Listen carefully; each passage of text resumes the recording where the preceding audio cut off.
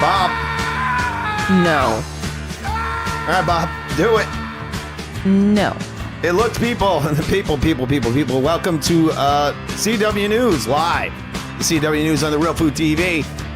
We are back. We have returned. And I'm here with Bob. Got people I screaming. just read the title. There's rage all over the world right now, people. The migrants are attacking. I just read the title of this video. What? I just read the title of this Wait, video. what's the title again? Oh my god. All right, what's the title? Read it out. CW News Live. Did the migrants make you gay? And is ICE going to throw brown humans in the trash? Brown oh my humans, god. Right? Why they throw them in the trash simply because they're brown, right, Bob? Must be. This is all the angry, hardcore, I don't know, people that consider themselves liberal, and they're screaming in pain. It looks like they're auditioning to be pterodactyls in the new Jurassic like Park AI film. almost, don't they? They do. But these are humans. That one, just there, not this one, the one before that one, looked like Which one? the Witches of Eastwick. No, the one that looked like That one? No. That one looks like he's taking a dump. That one. That one? Who is the guy who's in the Witches of Eastwick? I don't know. He looks very kingly, doesn't he? No, you definitely know who it is. He looks like a king. He's like a really famous. I have to look this up now. Hold on. Really famous actor. You want to check on the Bob phone? No. We can actually put it in the show then, instead of you putting it It's on your phone fine. where we can't see it. All right, anyway, people. Jack Nicholson. All right, Jack Nicholson. Okay, that's kind of a famous actor. I can't believe you forgot that guy's name. I just said it's a famous actor. I forgot who All right, it give me a was, second. though. I gotta check and see. Okay, so Bob's mic is working. That was one audio check I didn't do. Luckily, her mic is on. That's not true. You checked like no, I didn't. 17,000 I times. checked on the audio interface, not on the actual. All right, so these people are angry. There's people all over the country and the world going completely insane. Right now, people, LA is on fire. You want to know why? Because America has immigration, and everyone's angry about it. But how dare Bob, this how many- country have laws? How long has America had immigration? For a while. Was it Over like, what, 100 over years, 100 for sure. Everyone's like, what? I had no idea. I had no idea this country was this racist. They have immigration. I think it's funny that this is all popping off on like Puerto Rican weekend. It seems like they do this every year or every couple of years, right? It's always like a weird like attack on gays, and like the Puerto Rican parade has some weird thing going on as well. It's always like right around this time. Am I wrong? It's just starting to get warm, so like statistically speaking, crimes are more likely to happen. People are already that? 'Cause pissed there's more off people because outside? they're warm. They're pissed because they're warm. Yeah. Crime rate increases in the summer Oh. because people are outside more, they're interacting with each other more, and also they're more prone to like anger because they're like uncomfortable. When you're really cold, you just want to get the hell in your house. They're like, I'm hot. I'm angry. But when you're really warm, you want to be outside of your house, and then you're making it everybody else's problem. The hooliganry Yeah, exactly. moves outdoors in the summer. All right, so we got a bunch of different stories here. We had a show created many weeks ago. We haven't gotten back to it because I don't know. We just don't get too much into politics very often. It's so right, Bob? irritating, honestly. It is. And I feel like sometimes like it's all AI or something that creates this shit because it's like never-ending bullshit. I mean, looking at the world, people. Wait a second, my screen is glitching out. I just love that when that happens. You know that, Bob? When your screen just screws up. I'm sure. Yes. It's the highlight of your day. Yeah, it is. So, how you doing today, Bob? I'm all right. Had a pretty okay day. What about you? It's been all right. It's been pretty good. Been pretty good. Once again, I was going to say something, and that something is the world. Sometimes when I look at the world, it's like staring at little Kim's face for too long. Oh right? my. You just don't want to do it. That should be a crime. Wow, Bob, really? That should be a crime. Because she was pretty. Was she? She was a pretty girl when she was like before she became a space cat. Yeah. Like she was pretty. Sort of like a ghoul, right? Sort of like a space ghoul. She just looks like she belongs on an episode of Botched. I don't know. When I look at her, you know what I think of? I think of that thing from the Twilight Zone. Yeah. You know that thing that was on the airplane? It's just sad, like seeing her and like not only what she's done to her face, but also what she's done to her body. Look at that nose, my God. It's just look at that thing. sad. Like, I mean, I feel like her, like Julio Cesar Chavez, the boxer, has a better looking nose than that. That is just a mess. and he got his nose mushed all over his face. Yeah, his nose actually looks sort of similar to that, but he has an excuse. He got punched in the face a bunch of times, a couple of 1,000 times probably. Hey, Sergeant. We've got Sergeant in the comments on YouTube. All right, what's up, Sergeant? I don't see his comment. You left a comment in there? He wrote, "Yo." What's up, Sergeant? We're just looking at Little Kim's face. Bob, you have Yeah. anything else to add to Little Kim's face? No, it's like, honestly, it's not even fun to make fun of her. Like, it's just sad. It's just sad. It's sad that somebody hates themselves that much that they turned themselves into a literal monster. I mean, I think you're being a bit harsh there, Bob. Look at it. If you saw That's not that an it, walking that's Little towards Kim. you, if you were awoken from your sleep and you saw that walking towards you, Wow. I'm just saying. Do you have to keep getting more and more disrespectful to Little Kim? I'm just, listen. To Queen Bee or whatever whatever the hell she called herself. Do I need to make this worse? I mean, What? it's just sad. Like, it's not even funny. It's just sad. All right, so you're gonna keep saying it's sad. Well, 'Cause it's it not is. sad. It's mostly funny, I think. No, because that's a human being that Well, it's hated her themselves fault. so much they turned themselves into a literal monster. Man, you dislike this woman so much that you call her a they. You don't even call her a woman. That's pretty racist.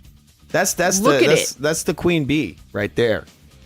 Look at why are you calling her an it? Because that's what it is. Look at that thing. Look at that booty. Is that a real booty? That is horrifying. What do you think that is? It looks like she's like got permanent diaper. That's just horrifying. Her ass is like a diaper, isn't it? It's like Yeah. a diaper ass. I hope at least she went and got implants or something, and then that's not the illegal silicone injections, because then she's gonna die horribly. Okay, well, that's terrible. Let's not go there. She's probably doing fine. There's probably fat transfer. What's up, There's a Never lot- Sobers? There's a lot of fat to move around, probably. Isn't she like 4'10" or something? I She's have like no tiny. idea. What's up, Sobers? I have no I idea. feel like she's very petite. She looks really small, doesn't she? And anytime you see her next to like other people, she always looks super tiny. All right, so we got a bunch of topics. We have the like I said earlier, we have the I guess the migrant crisis, huh? Is this Is another it crisis? the attack of the killer immigrants? Yeah, the attack of the killer immigrants. They're out there in LA now burning doing Just shit. the way they cover it. Fu and I were out to dinner this evening, and that's kind of how this whole attack of the killer immigrants conversation started, because the restaurant that we were at had coverage of this playing, and which is weird because it was like a little Japanese restaurant, so like that made no sense. But it seemed like the trailer for one of those B horror movies from like the 50s. Like, you know, the one like Attack of the 60-foot praying mantis or whatever it is, the super ants. I feel like it's more like a zombie movie when you look at it. It's crazy. Yeah, it looks like a completely ridiculous, ludicrous like horror film. Yeah, it looks But like a campy B one, like not a serious one. It's just kind of ridiculous. It's just more of the clown show that is, I don't know, the government. This destabilization process that's been going on for a long time. We see so much of this now. It seems like there's another riot every week. Yeah, I mean, they got to give folks something to do. We've got Sergeant in the YouTube comments saying Sobe was out in LA burning cars. Then Adam in the comments is saying brown What? people. And then Furioso is saying hashtag George Floyd act in motion. Wait, is there an actual George Floyd act? I don't know. Who knows? Probably, possibly. Wait, let me they see if I can get rode this on the that screen. felon's corpse till the Oh wheels my fell God. off. Do you need to be so insensitive? Really? It just comes to you naturally? Is that what it is? It does. I'm a mean bastard. You know this. That is so How messed long have up. we been together, Fu? You know this. Can you stop being mean? No. I'm looking at comments. You might as well ask me to stop breathing. Whatever. Yeah, whatever do you, Fu? Fu. Sergeant says that Sobeys was out in L.A. I burning literally cars. just read You those just read that? comments. Sorry about that. All right. So what we're going to be doing right now is we're going to be watching a pretty lady, I guess pretty lady. Possibly, she is pretty. It might be a lady. She is wearing a very, very... So the necklace she's wearing... Let's not go into what she's wearing. Okay. The necklace that she's wearing is... It's either Cartier or Tiffany. I think it's the Tiffany hardware collection. Yes. That's probably like a $3,000 necklace. I'm going to look it up. I'm going to look it up. All right, you all right. carry on. She's a but demon. It's ridiculous that she's out here, right? Yeah. Wearing like very expensive fine jewelry. Uh-huh. And she's got her hair laid, right? Yeah. Like, oh my That's God, probably a lace protect front, the right? brown folks. Let's see this. We're going to watch this right now. They're going to tell us about these riots that are going on here, the anti-immigration riots. Kind of comical. In Los Angeles, clashes between protesters and authorities are getting progressively more violent. And tonight, President Trump is deploying 2,000 National Guard troops despite the governor's objections. Hundreds of protesters have been blocking traffic, including a law enforcement bus. You see this shit? This is 100% staged. Obviously, this has been staged. Look at that lady's butt crack there, Bob. Look at that. There's a lot of sweat between that butt crack. That's some These swamp sorts ass. of bottom. That is swamp ass palooza. I feel like before Breaking someone news, goes to swamp ass. buy leggings or pants of that type, they shouldn't be made in all sizes. This shit there should is be a cutoff. For real. This shit And is you so should have staged. to Look at this. like present yourself. And if you want to wear them, you can only wear them to actually do like yoga. And you must then immediately take them off and put on proper actual clothing like a human instead of dressing like a toddler all the I think everyone time. got sweaty asses. Look at this. Let's see this again. Traffic, including... All right, so sweaty ass lady coming over here. She looked kind of like she's black. I thought this was like mostly like Mexicans or Spanish people. You see this guy over here? He has like a bullhorn, Bob. You see that? Yep. This looks incredibly staged. I was talking about this the other day. I was in the Discord, I think, a few days ago, and I saw that this was happening, and I saw some guy with a flag circling a burning car, and I'm like, this looks like the most like staged shit I've ever seen. All right, let's watch this. A law enforcement bus and are also... Damn, this is so offensive. How are these people? Okay, so hold on. The necklace that she's wearing is the Justin Clou Torque necklace by Cartier. Yeah. It's $14,000. Okay, and what? Okay, she's got an expensive necklace But for like- what? but- All she's but- doing is reading a teleprompter. Let's just think about this, right? She's out here trying to have an emotional connection to you, the viewer, about the plight of the poor beige people, while she's wearing a $14,000 fucking necklace. This is the Hunger Games, the Capitol. This is hilarious. This is high comedy. Oh shit! Like, Why do is you this shit all understand zoomed how in? like out of touch with reality it is for that woman wearing that piece of jewelry? And that's just one piece of jewelry. I didn't see her earrings, but like she's wearing what some people pay for an entire vehicle. Oh, yeah, that is pretty interesting. And that she's wearing coming that out here and expensive thing. talking about it's so unfair that migrants are migrating. Anyway. All right, so Sobers in the comments says it's all good when it's BLM, which is true, you know. Actually, this is just the same. They're actually saying that these are mostly peaceful protests, is what I heard today. It's identical to the BLM riots. Furiosa, are you Portuguese or Brazilian? Yes, I think he is.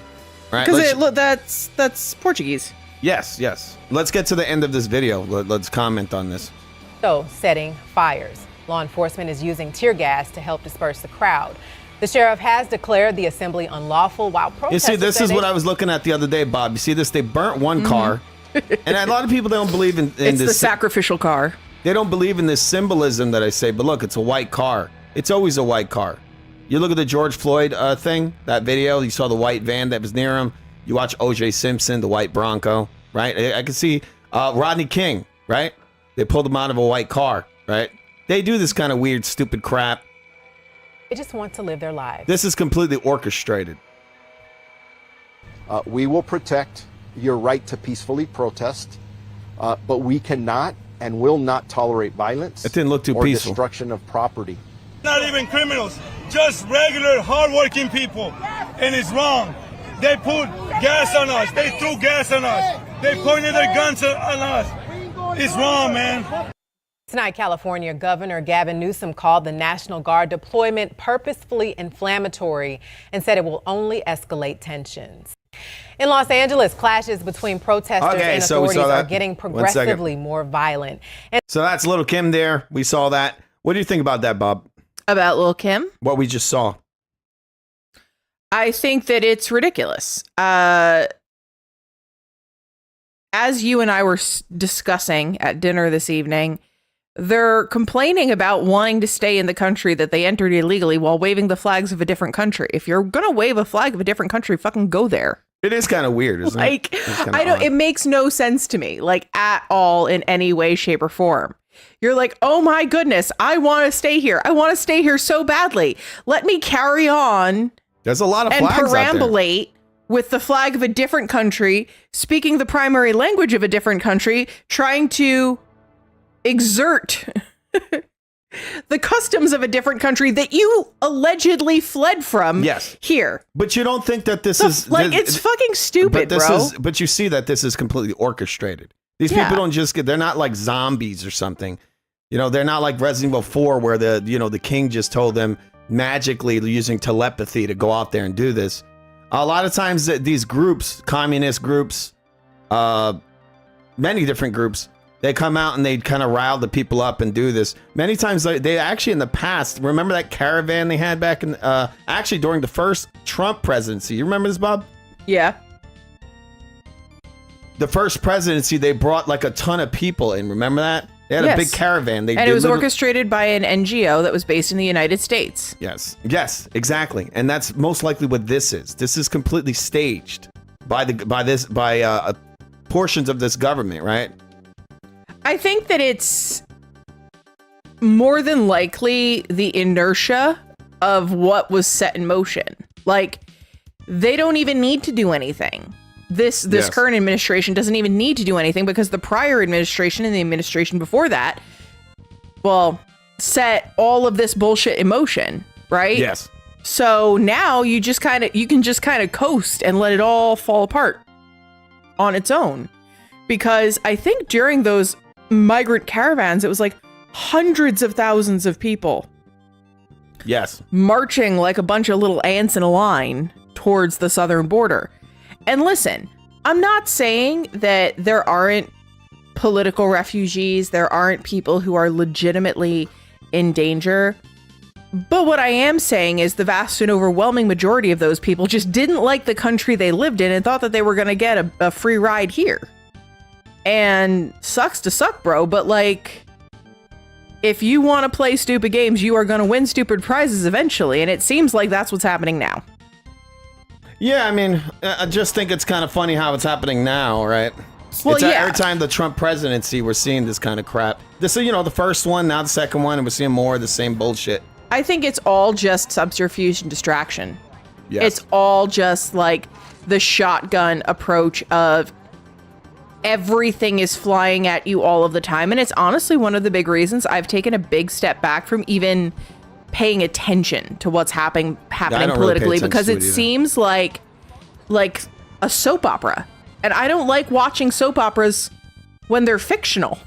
Well, I mean, it's all leading to that or when they're openly fictional. It's all leading to that big reset. That's really where it's going. They're going and they're putting all this hype around migrants when they know full well that the automation takeover it's coming, and we're going to be talking about that later in the broadcast. All right, before we get into that, we're going to look at a little bit of what's going on in LA right now, just a little bit more. This is the, the hot topic that's happening right now.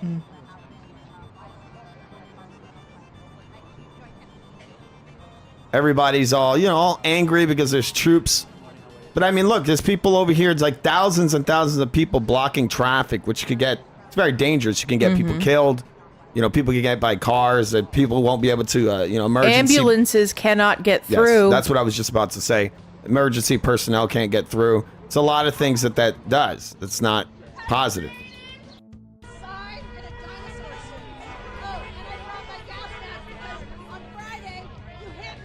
It's just so ludicrous, honestly. Yeah, I don't even know what's happening here. It's just like a bunch of people just standing around.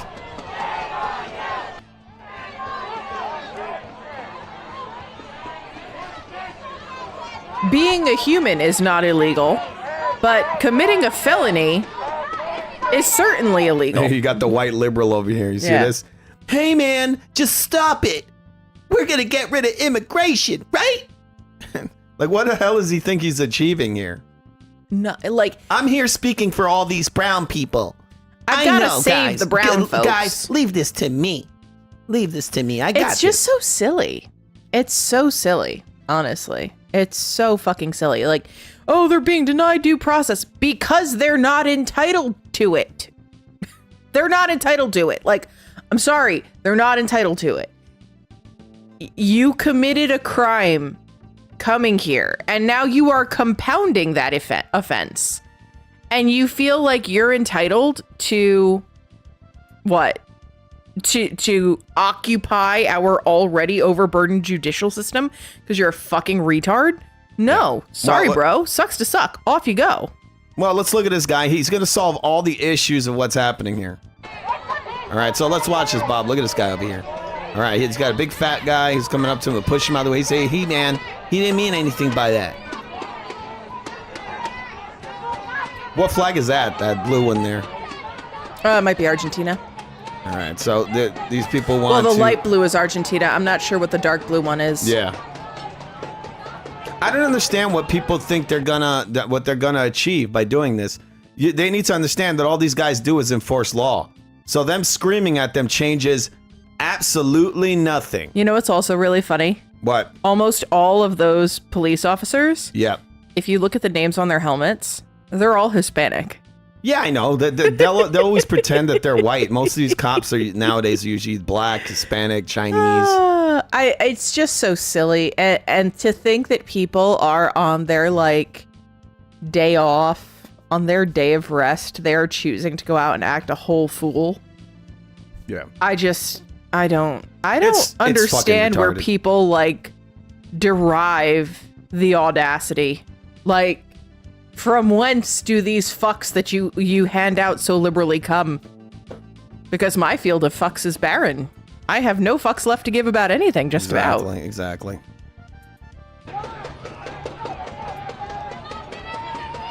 All right, so what the hell's going? Look! You see this guy coming over here? What do they think they're proving? They think these motherfuckers are gonna go back to the president and tell him? He's like, you go tell Donald Trump this. You tell him this, you pig. You fucking pig. Fat You tell white him guy what I number said." 4 He's from like, I don't know Donald Trump, Sacramento. you dumb asshole. Huh? It's like fat white guy number 4 from Sacramento made a really impassioned plea while live streaming to Twitch about how we're being very, very mean to the Browns and we need to stop it immediately. He's like, hey man, can you tell Shut Pence up. this? Can you tell Pence this? I got something for Pence. Pence is not the vice president. No. What's my that love. guy's name again? JD Vance. Vance. Sorry, I get him mixed up. He's like, tell Vance what I said, pig. What is going on there, Bob, on the right? You see that? Is that guy shooting something? Oh, yeah, so he did shoot something. That seems a little unnecessary. They weren't really doing anything. Well, they did do something because they're standing in the middle of the fucking street and they won't leave. I mean, look, you want to protest, just protest on the sidewalk. See, this is where I think the judicious application of bulldozers Doug, would Bob, be that's just would tear really gas. solve some problems That's all here. it is. You could protest on the sidewalk, bro. I mean, I just think the protest is kind of retarded. Like, they're not getting rid of immigration. They're like, well, we need to get rid of ICE. What? Do they not understand that all countries have immigration? Dude, and most countries have, like, actually very strict immigration. I've lived in other countries, so I've had personal, like, lived experience with the immigration process. It's tough, man. It's really, really hard. And not even in the context of applying for, like, a green card. Well, the equivalent of a green card or, like, resident alien status. Like, even just being a student or going for, like, an extended, like, trip. You have to provide financials. They have to be like rock solid. It can't be like you made a GoFundMe or people loan you money or whatever. It has to be yours in your bank account, untouched for like at least 6 months. You have to have character references. You have to have a resume. You have to have employment lined up, like, or you have to have like existing employment outside of the country because you're not legally authorized to work there. It's so complicated. And when you get there, they take your phone. They look at your social media. They look at your messages. They look through your emails. And you cannot like choose not to give it to them. You have to turn over your tech, your laptop, your phone, and you have to give them the like passwords to it. And they go through your shit pretty thoroughly. Like they will look not just at your public posts. They will look in your Facebook messages. They look in your text messages. They look in your emails. Like, it's intense. And if they see anything that they don't like, they will send your ass home. Yes. Like, point blank, period. And for some countries like Italy and for some of the Asian countries like Japan and China, you have to prove a degree of fluency. Yeah. So you have to take like a language exam. You have to demonstrate that you know their laws. I think that that's also true in Luxembourg. Yeah. Luxembourg is like the hardest country to get into. You have to have like the language, the money, the knowledge of the laws, I believe knowledge of the history, no criminal record, like gold-plated references. It's so hard to like legally immigrate to another country. Even on a temporary basis. So the audacity that these folks have, thinking that they can just like squiggle their way in under a fence and that they're entitled to all sorts of shenanigans, absolutely fucking not, my guy. You know that most of these pricks over here burning shit and all that are probably like a lot of white liberals or government people are doing this. Like this shit never makes any sense to me. You know, at some point, if the people had to live in this chaos that these people create, they just go around, they'd go and eliminate them. Because you cannot live in a system. This isn't even a system. This is absolute chaos. Yep. And this is the objective of what these police officers are doing here. They're trying to disperse this. And yes, people have the right to protest, but they don't have the right to do it in the middle of the fucking street. And that's the big issue, is that they're in the middle of the street. They're burning cars, you know, and so on. And it's all in defense of people who willfully chose to break one of the most basic laws of the country they are attempting to emigrate to, wherein they elected further not to assimilate in any capacity. So if where you were was so bad, why'd you bring it with you? Why are you trying to recreate it here? And if it wasn't so bad, then what the fuck are you doing here? Go home. I mean, the people are protesting because they're being sent back. They've come illegally and they're just being sent back. So it's just kind of crazy. So you're protesting against a country having an immigration system. Yeah. I mean, that's one of the most, I just got to be honest. That's one of the most retarded protests I've ever heard of. It's pretty stupid. Right? It's one of the dumbest things ever. Like, what are you trying to do? No human is illegal. You trying to tell them they can't have an immigration system? Being human is in fact not illegal anywhere in the world, I don't think. However, committing a felony, well, I mean, it's sad. It is sad, but it doesn't give you the right to come out here and do all this crazy shit, throw rocks at people. But I would contend. And you see the guys over here, Bob. Look at this. Like, what are you fixing by setting these cars on fire? And then look, fuck it. And then they're like, the guys pouring water on the side. They're saying fuck ice. That doesn't say fuck it. Whatever, that says either way. fuck ice. Whatever, fuck ice. Here's the libtard guy you see over here.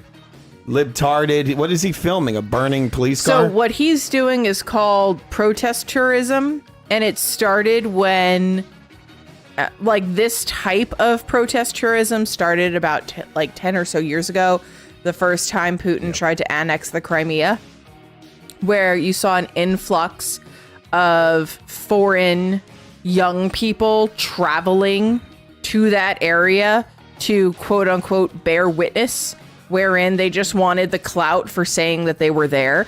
And it's the same thing here. These people aren't doing anything. They aren't materially contributing in literally any way. All they're doing... It's over, isn't they saying y'all just hating? Oh, I hate everybody. I am an equal opportunities Are you talking hater. about us, or you're talking about you guys having a boxing discussion, it looks like? No, I think he's talking about us. Oh, we just hating. Here's my deal. I hate everybody evenly. Yes. I'm an equal opportunities hater. But this is stupid. I know. Like, this is just idiotic. It's dumb shit, and it isn't just happening in LA. It's happening in New York. It's happening in Chicago. Just a bunch of people burning shit. And I think it's also very telling where these types of nonsenses occur. Because let me tell you, in our very peaceful, very red, very armed little town, not a peep. Not a peep. No one cares.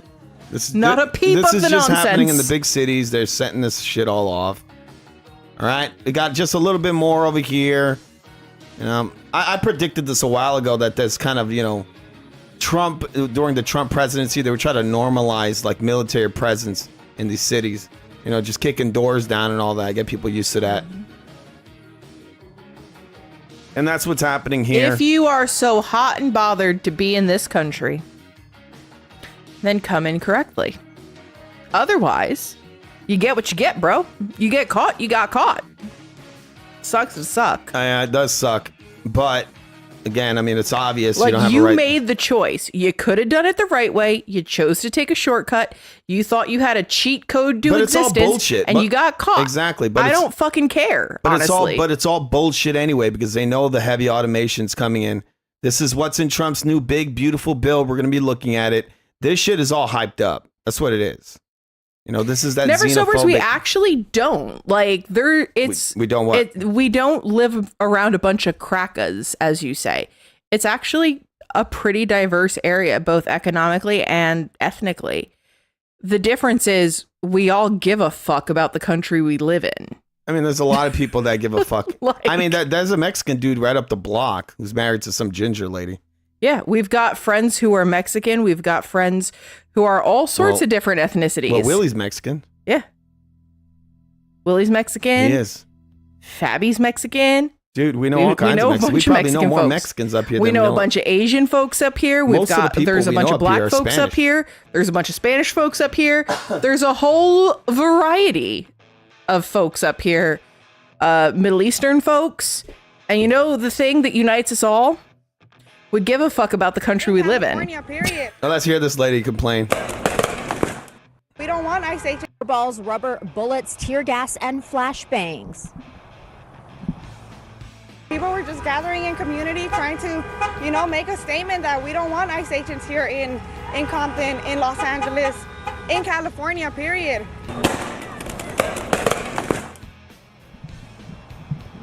A wooden pallet, and then a car went up in flames during... That's like saying you don't want police. Yeah. You don't have a choice in that, okay, bro? And that is such like the statement of a person who has never actually experienced any difficulty in their life. That's like saying, bro, I don't want any. Why should we have a fire department? My house has never burned I don't down. want any police around here, bro. I sell Stupid. drugs. I can't. Honestly, unread. I cannot tolerate the level of fucking idiotic. I mean, look, it's fucked that up when these people exist. break the law and then they have to kind of like. But it's not. They broke the fucking law. Like, It you is sad. made a choice. Bob, it can be sad for people who are just trying to live their life, make a living. They're minding their own business. They might have broken a law, but they're minding their own damn business, right? But what they're doing right now is, I think a lot of this is happening more to people that are engaging in criminal acts, you know, like Yeah. rapes or robberies and That was, selling like, the drugs. focus. That's the focus. that they It were isn't focusing on like gang members Yeah. and criminals, which like, hi, What's up, hello, would absolutely love to just export them all. You go out and you murder a bunch of folks.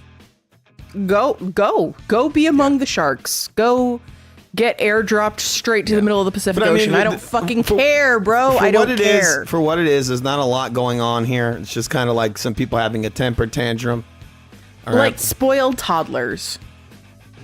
And this isn't even about Trump, because I don't particularly like Trump. He's very fucking annoying, and I think it's And mostly tonight, fake. President Trump One second, is sorry. But like, when it comes down to it, countries have laws for a reason, and immigration policies exist for a reason. And there are definitely situations in which you may not be able to wait to do it properly.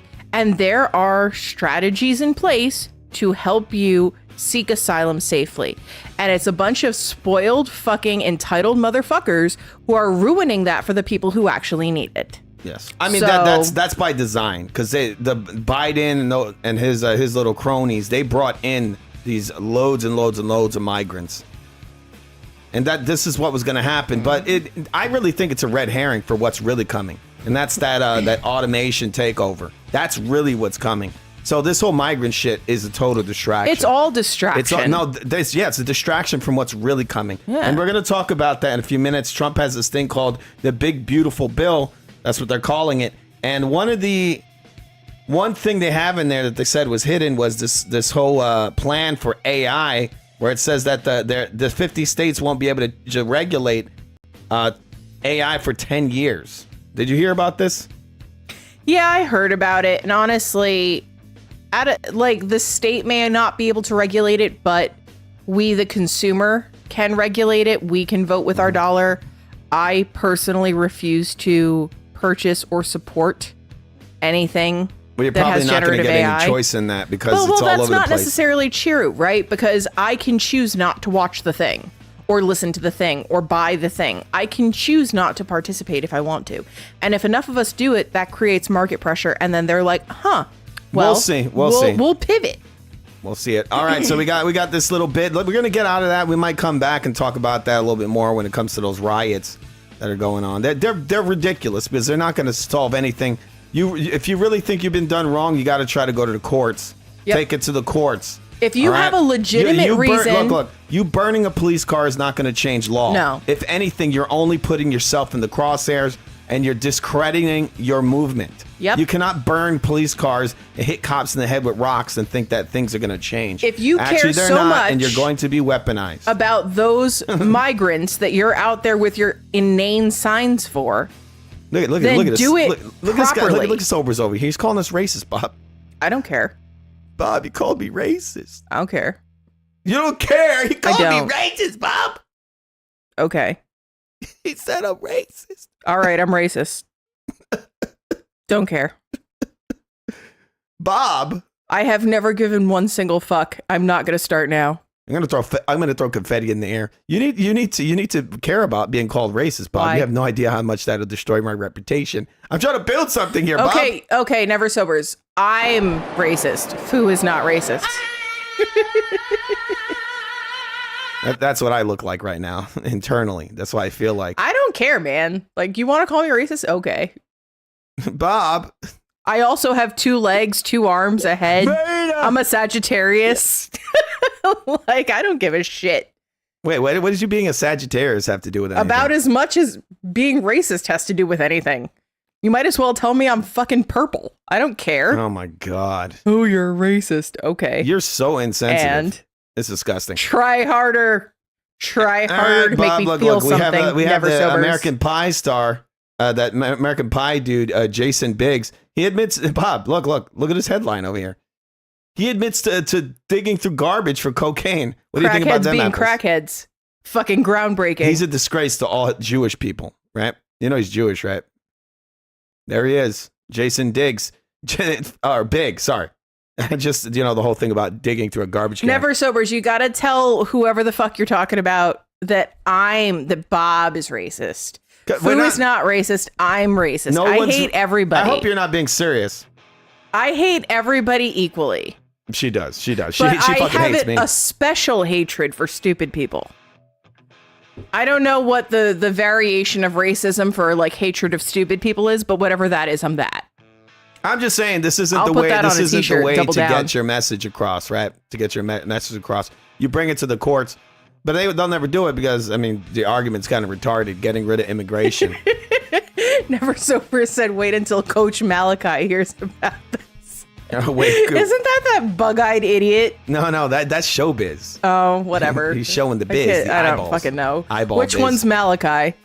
That's the other ugly one. Just kidding. Showbiz isn't ugly. Showbiz looks like one of those gay frogs. Okay, people. Anybody who's come in here doesn't know who these people are. These are boxing guys in the on the YouTube sphere. Never Sobers is also racist. He's just undercover about it. Veronica's in the comments. She said Trump tripped. Did he? Is he dead? Did he fall downstairs? One can only hope. Damn it, Bob. You cannot say that about Trump. I think that Putin should aim one of those bombs at DC. Save us all the fucking trouble. All right, so what do you think? Just turn it into glass and we'll start over. What do you think about this guy being a big-ass drug addict? I would be so sad they have such good museums there, Bob, though. Oh, man. What do you think about this guy being a damn drug addict? I think it's absolutely fucking groundbreaking that crackheads are scumbags. This motherfucker got a gigantic nose. Look, you cannot let this guy near your damn cocaine. Look, let's see this again. Look at this guy's nose. Let's zoom into this guy's face. Bob. He's like 12 in that picture. Come on, this guy's... That's like his bar mitzvah photo. He looks like that kid from Boy Meets World. He does. He looks like Adam Sandler. My God, do they all look the same? Oh my God, that's so racist. Do they all look the same? Wait, what? That's religiousist. That dude looks like half a girl. What the F? What girls have you been looking at, bro? I don't know, bro. If you put a wig on him, he would look like a yenta. Look at him. I never knew that.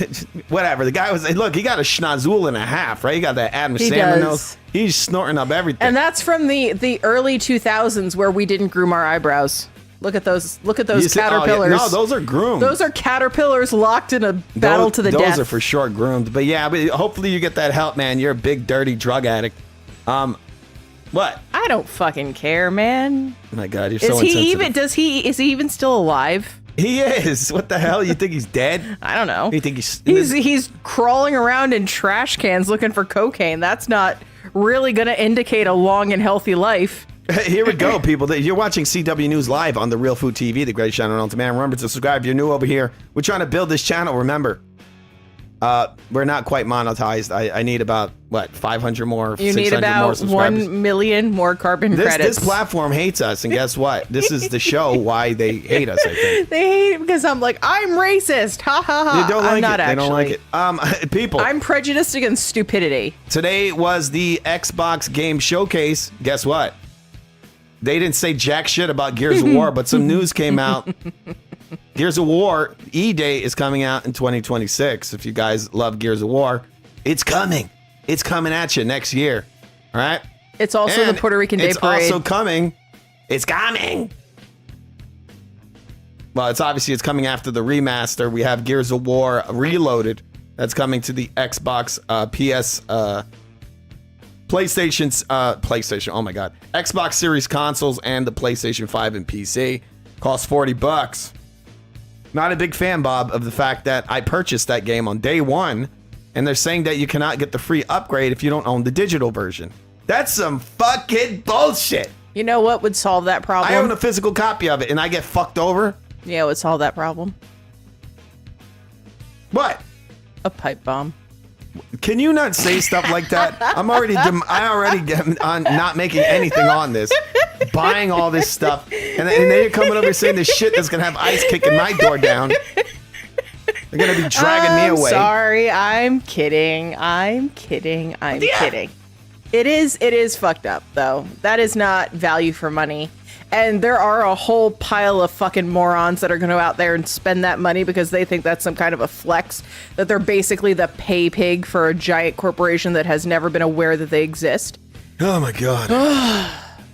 You know, I feel like so many of these people who willfully go out and spend money on dumb shit are in a non-consensual BDSM relationship. They are just pay pigs.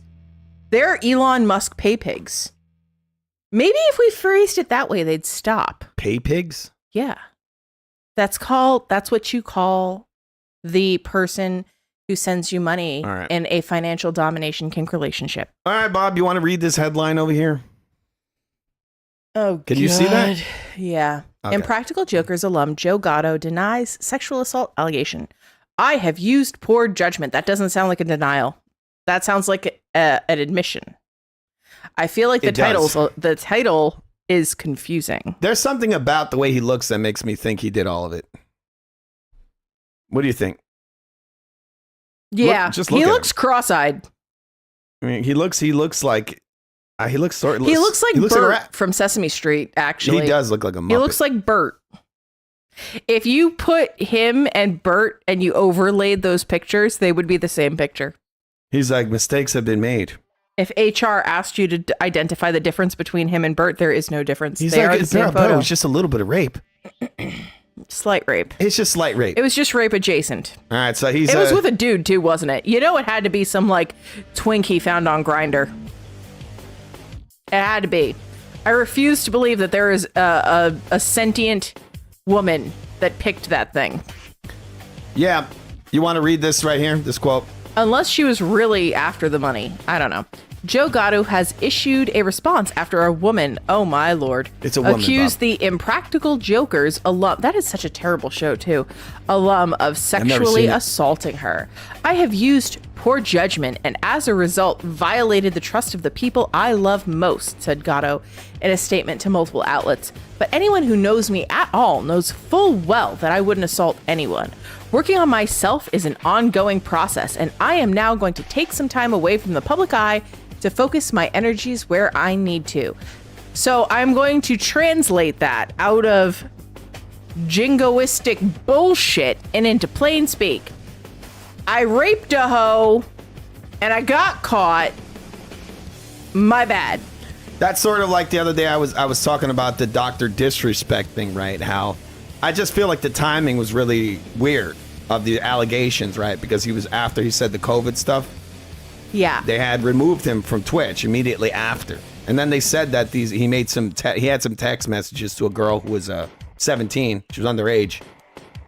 He supposedly was sexting. Supposedly. They never showed any proof of this. The guy was actually paid out. You notice, Bob? He was paid his contract, which is kind of suspect, you know. Usually if a guy breaks your community guidelines, you don't have to pay him anything. But what I found really weird is that he released a statement after his lawyer released a statement, and it said no wrongdoing was observed. Observed. No wrongdoing was observed. That's a bizarre way to put it, isn't it? But that's a very lawyerly way to put it, right? That's a very lawyerly way to say it. And this all just feels like Kobe Bryant, so maybe he's going to die in a helicopter crash in a couple years, and his penis will go missing in action. Yeah, you saying Dr. Disrespect is going to fly out of an No, airplane? I'm talking about this guy. Oh, this guy. I was talking about the Disrespect guy. No, I know, but like this guy, his whole statement, kind of circling back to it in my mind, sounds an awful lot like that really bizarre, like, press conference Kobe gave. Mm-hmm. So, like, maybe he's gonna go down in a helicopter and his penis is gonna get ripped off. Who knows? These some dirty dudes. You know, they're hanging around. Where's Quags? I need to tell him about a future penis rip-off moment. Quags has disappeared. He's given up on me. Well, someone let him know that there may be another missing penis in his immediate to somewhat near future. Quags lost his penis in the war. No, this guy's going to lose his penis. He lost it in a wrestling competition. He's like, oh, my penis! Ah! Right.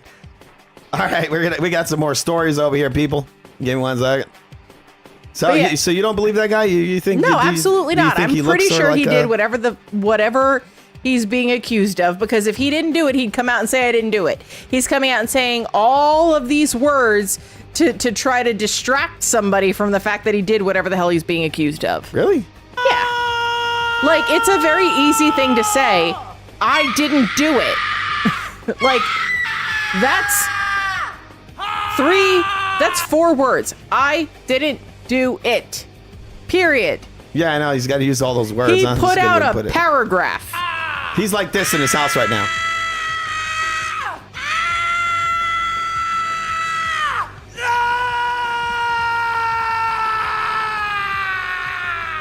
That's a good one. He looks like an orc from Lord of the Rings. He does. Wow, he looks like a perfect orc. My lord. Look at these guys. Let's hear this.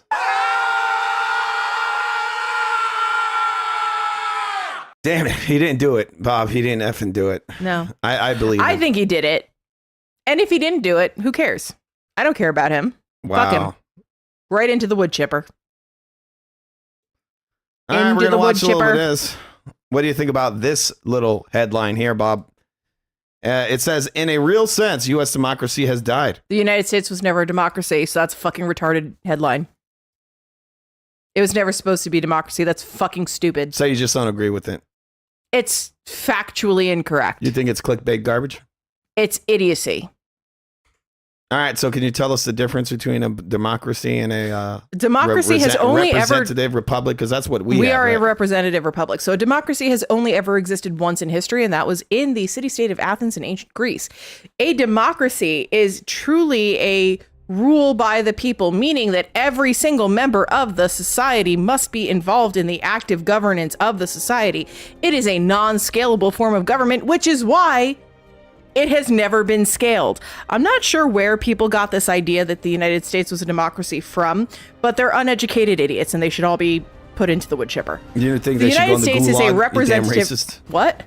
They should go in the gulag, huh? You racist! No, I don't think they should go to the gulag. I think they should go to the wood chipper, because then we can solve the problem of climate change by planting more trees with their corpses. Okay. Anyway, so a representative republic is a scenario by which groups of people organized along county, state, whatever boundaries nominate a representative to go and represent them in the House of Governance. So just like we all, at least theoretically, vote for our mayor and our governor and our senators and our representatives in the House of Representatives and our president, right? And various other elections therein, we as a group of people are making our voices heard by electing the representative at whatever level that most closely aligns with our views, right? So while it is in the spirit of a democratic process, it is not a democracy. It was never supposed to be a democracy. Democracies don't work at scale. And why is that? Because for this to be a democracy, every single citizen of the United States would have to be actively involved in every decision that is made on behalf of the United States. All right, so right now, what you're going to hear right now is me opening a can. I am drinking it's a gay drink. Bob just bought it the other day. She wanted to try it out. It's called Truly Unruly. It's a strawberry flavor. Now I'm having another one that is called, it's the same drink. It's just called Berry Blast. Gay! Wow, you lush. Bob, does this make me beta? It makes you a lush. For Why? sure. A lush? Really? You're going to call me a lush? We went out to sushi for dinner, and now you're having cocktails? They're like lush. shitty cocktails, aren't they? You lush. Really? Can you please stop calling me that? Lush. Matt Damon. I'm Matt Damon. I'm Matt Damon. I'm not. All right. We got some more stuff to look at. I've been talking about for a while. I've been telling you guys about this takeover. But before we get into the takeover, we're going to read a little comment here. So Bob can, this is the Ask Bob segment of the show. Dark in the comments, Bobby says, democracy is two wolves and a lamb deciding on what to have for dinner. What do you think about them apples? I mean, it's not a bad analogy. Because, again, right, so if we were a democracy in the truest sense, the hyper-populated urban areas would have even more of a say than... But they kind of do, don't they? But I feel like that's just... But it's mitigated to an extent by, like, the Electoral College, right? And by having representatives. But if it was a true democracy, right, the fact that there's however many millions of people in California would totally overshadow Minnesota, would totally overshadow Wyoming and Colorado and Tennessee and Arkansas and all those other states that are relatively lower population density than, say, a California or a New York or a Florida. Okay.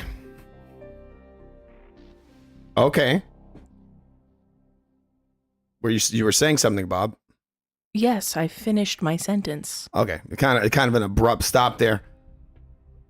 All right, so in the comments, unfortunately, we are now a banana republic. Yeah, I mean, I think that we have too many career politicians who are totally disconnected, and the inertia of their numerous terms in office makes them very, very difficult to unseat. And that inertia has translated to a stagnation of policy improvement, and also has allowed people who are career politicians to go from being average middle class folks to, you know, millionaires or even billionaires throughout their tenure, which I think is inappropriate. I think that there should be a moratorium on the amount of wealth you are able to acquire as a public servant, which is what these representatives are. I think, if anyone asked my opinion on this, the representatives should make the mean wage of their state or of their territory that they are responsible for. All right. So if you are the mayor, your salary should be the mean of the salaries in your area, which would incentivize you to increase those salaries, right? Yes. Because otherwise, we are just forking over like an extraordinary amount of our hard-earned dollars, which are progressively and exponentially decreasing in value, for people who essentially do nothing on our behalf and are only out for their best interests, as is evidenced by the fact that they transform themselves from members of the middle class to members of the highest tax bracket over the course of their career, not by the work of their own hands, by manipulation, insider trading, and by pure unbridled greed. All right. So with that said, Bob, what do you think about Amazon replacing human beings with AI? Wood chipper. AI-powered humanoid robots for Put deliveries. Jeff Bezos in a wood chipper. That's All right, what I so think. they're going to be testing out AI robots. Possibly, who knows if it might be coming to your area soon. Wood chipper. They're going to start doing this year. Okay? I think that I've seen this quote bandied about quite a lot. And I'm going to paraphrase it. Give me a moment. All right, so this says they're going to be springing out. So what's going to happen is Amazon's going to try to do a little test run of this. They're going to be having these robots jump out and deliver packages in certain areas. It's a test run. Why do you think they're doing that? Because exactly what I've been saying. People, they keep going on and on and on about the migrants. The migrants are taking your jobs. Blah, blah, blah. But guess what? Mr. Trumpy and all these different big corporations are testing out automation. And they're trying to bring it to every sector, every everything, technology, the creative sector, I guess, motion pictures, music, production, we're even seeing it in sports, but I think it's a little while off from sports just because, when it comes to like robots fighting or something like that, these are things that are pretty damn expensive. I don't know if they're willing to. Also, I think most people wouldn't care to watch it. Right? Well, eventually they won't have a choice. Because they can't really relate to it. They would have to make them look like very realistic. Which circles back to that episode of The Twilight Zone, I think, that we played on the channel. Yeah, the one with the boxing boxers, yeah. So Dark in the comments is providing attribution for his quote, and it's attributed to Ben Franklin, which I didn't know. It's very interesting. A quote that I've seen bandying about. I don't think it's attributed to any one particular person, but the powers that be, and that does include Donald Trump and Elon Musk, think that they're initiating 1984. But I would humbly suggest that we, the people, initiate 1789. And I'm not going to explain that. You have Google. You have the Pokedex at your fingertips. I'm just saying. 1789, I think, is maybe where we need to go. For all of them. All right, so I got a little story here about the new Pope. I'm not going to read that right now. Maybe a little too heavy. Go for it. YOLO, man. Yeah, I compiled a lot of these stories a few weeks ago. All right, we told you yesterday that the tech bro heavy. All right, so we have the Stargate. This is what Elon Musk. This is what Donald Trump brought in first day in office. Front row of His first act was to bring in an AI infrastructure. This is what the investment was, over $500 billion into this AI infrastructure. And I mean, this guy, as we go forward towards the 2030 agenda, I mean, it just keeps getting more and more. You could tell that this guy is a company man, right? He's a figurehead. It's really what he is. Yep. And that's why we're seeing this bill. We're seeing this little, what would you call it, stipulation in there? Yeah. In the new, what they call the beautiful bill. But they always do that. So yeah, these but bills why will is it come keep in, going towards all this globalist shit? The bills will come in as an omnibus, and they'll be like 600, 1,000, 1,600 pages long, and the various representatives and senators have like 12 hours to read it, right? Sorry, people. So they always hide like crazy bullshit in the like latter pages that they just assume people aren't going to get to read before they actually have to vote on it, right? So while this is a particularly insidious dingleberry that they have appended to the ass of this bill, it's not unprecedented. This is kind of how laws have been passed for probably the last 50 years or so, because they omnibus the bill, they put all kinds of bullshit in it, and then they vote for the good parts, having not gotten to the bad parts, theoretically. And then, oops, it's passed. Whoops-a-daisy, had no idea, but now it's law, so too bad we can't do anything. All right, so we're going to watch some of this right now. This is talking about the new $500 billion bill. Again, we were supposed to show this weeks ago, but we just weren't doing the show yet. You know, we needed some time to do this. All right, here we go. Be a sign of things to come, and boy did it happen fast. On his first official working day, the 47th president revealed what he calls the biggest infrastructure project. So there he says it right there, right? So the first day, pushing an automated AI infrastructure. Isn't that crazy? Yep. Pump it! History. It's called Stargate, a $500 billion US investment in a network of giant... It isn't kind of weird that they always code these things with all these sci-fi movies, Bob? Yeah. So you have like the Space Force, and it has the emblem of Star Trek, right? And then they have, with the injection shit, they called it Operation Warp Speed. Right? Yeah. Right? And then he comes in, same day, first day in Stargate. office, Stargate. Right? Why does this presenter look like he's been dead for 15 years? Can you... They should have hired that nice beige lady with the very fancy necklace. I know, there's something very British about He's it. just very, like... He looks like he's been dead for a while. He looks And like he Chris- looks he- like an animatronic. He looks sort of like Christopher Reed's. Data He looks like centres the Crypt to drive Keeper. Artificial He does. intelligence. The first of these 10 data centres is already being built in Texas. As you know, there's great competition for AI and other things, and they're coming in. Other at the things and highest He looks stuff. like a level, joined by Lorax. He sounds like me. He's like, Oracle. well, there's a lot of things and stuff that's coming down the line. No, but wait. Really cool things and stuff. He looks like a Lorax from What, Dr. what, what the Seuss. heck is that? I have to send this to you. Hold on. I have to show you what a Lorax is. Give me a moment. All right, while you're looking for a Lorax, which you should type into the foo phone. All right, she's going to go look for a Lorax that we can't look at. You're going to have to send me that picture, Bob, so I can actually display it in the show. I can't show that because I don't. Send it to me because I can't show that on the show. All right, she's showing me a picture of a Lorax. I'll have to type that in. All right, we're going to listen to Donnie Trump over here. He's telling us things and stuff. Executive Chairman Larry Ellison, SoftBank CEO, my friend Masa Yoshi's son, and CEO of OpenAI, and I would say the by far the leading expert based on everything I read, Sam Altman. So that's great that you're coming in together. That's a massive group. Sam of Altman talent. went down for freaking fraud. Now, in this giant project, the key Money initial laundering. technology partners are Microsoft, Oracle, Nvidia, OpenAI, and the UK-based ARM. But Oracle, SoftBank, and OpenAI will fund this giant project.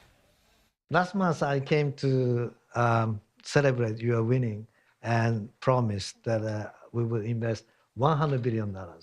And you told me, oh, Masa, go for 200. Yeah. Now I came back with 500. Because this is the, as you said yesterday, this is the beginning of golden age of America. All right, And so the potential of Stargate is as big as the imagination of future business leaders. But tech veteran Larry Ellison thinks the first applications will be Larry in Ellison. medical treatments. The kind of applications that we're building. wait, to give you an what idea- about Larry Ellison? Larry Ellison is the CEO of Oracle and a former CIA asset. And he has created a backdoor into most of these services, into most of these platforms, which allows various governmental and extra-governmental entities to scrape your data. Okay? Larry Ellison is a piece of shit. He's also the person who placed J.D. Vance into the position that he's in. J.D. Vance was a nothing going nowhere until Larry Ellison took a special interest in him and started shaping him to be the successor to Trump. Okay? So Larry Ellison, wood chipper, number like top 10 in line. Larry Ellison's a bad guy. I'm a never Trump guy. I never liked him. This is what J.D. Vance, not Jay-Z, J.D. Vance said before he was put in his position. The guy's a weirdo too. What? He's a freaking what? He claims to be a Christian, but then he's married to a Hindu. To a Hindu. What kind of sense is that? And he make? wrote, what did he write? He wrote like the eulogy for Appalachia or something like that, and it's like this absolutely fucking Lifetime movie level novella about how all of the things are wrong in Appalachia. And there's many things wrong in Appalachia for sure, most of which are caused by people like him. But yes, Friesen in the comments is saying like invest in Palantir, and like, listen, I'm big into InfoSec, honestly, and I understand that these industries and these companies are taking off. However, I fundamentally, ethically, and morally do not align with them. I don't believe in a security state. I don't endorse a security state. And while I understand that I could have made a plum fortune if I like bought in low on the security state, I will not contribute financially to the destruction of my best interests. Yes. Let's see what Ellison has to say. I'm not with it. All right, let's see what he has to say. The maybe the most charismatic and the one that I think touches us all is electronic health records. Not just maintaining electronic health records, but by looking at electronic health records, understanding the condition of doctors, better understanding the condition of their patients, and being able to provide healthcare plans that are much better than they otherwise would be. Donald Trump even turned interviewer with the world's most famous proponent of artificial This dude is just completely mixed in with all these different corporate interests. You know, this is what Trump is. Like immediately, day one, boom. $500 billion AI infrastructure. He just keeps doing it, right? Brings Elon Musk in there. What the F? What? Who's next? Oh, I'm bringing in, I think I said this in another stream. He's going to bring in Bill Gates as his health czar, right? Intelligence, OpenAI. No, bringing, he brought in, what's it, RFK? That's what he sounds like. Chief Executive Sam Altman. How will AI help us with the fight against the various problems, diseases, etc.? I believe that as this technology progresses, we will see diseases get cured at an unprecedented rate. We will be amazed. Oh yeah, and it's gonna cure us all. It's gonna give the blind eyesight and so on, right? This guy's just like talking straight out his ass. Is that how quickly we're curing this cancer and that one and heart disease? And what this will do you know, these people have no desire to cure anything. They never have. It's always been about treatments and to keep you paying. And the moment you don't pay it, bye-bye, right? They don't give a shit about you. The ability to deliver very high quality. These people literally put billions of dollars in advertising in order to literally make you sick. All the stuff they put on the market is like, in many ways, it's intended to make you sick. A lot of the foods that you see out there, shit they put in the water and everything, all this. Come on.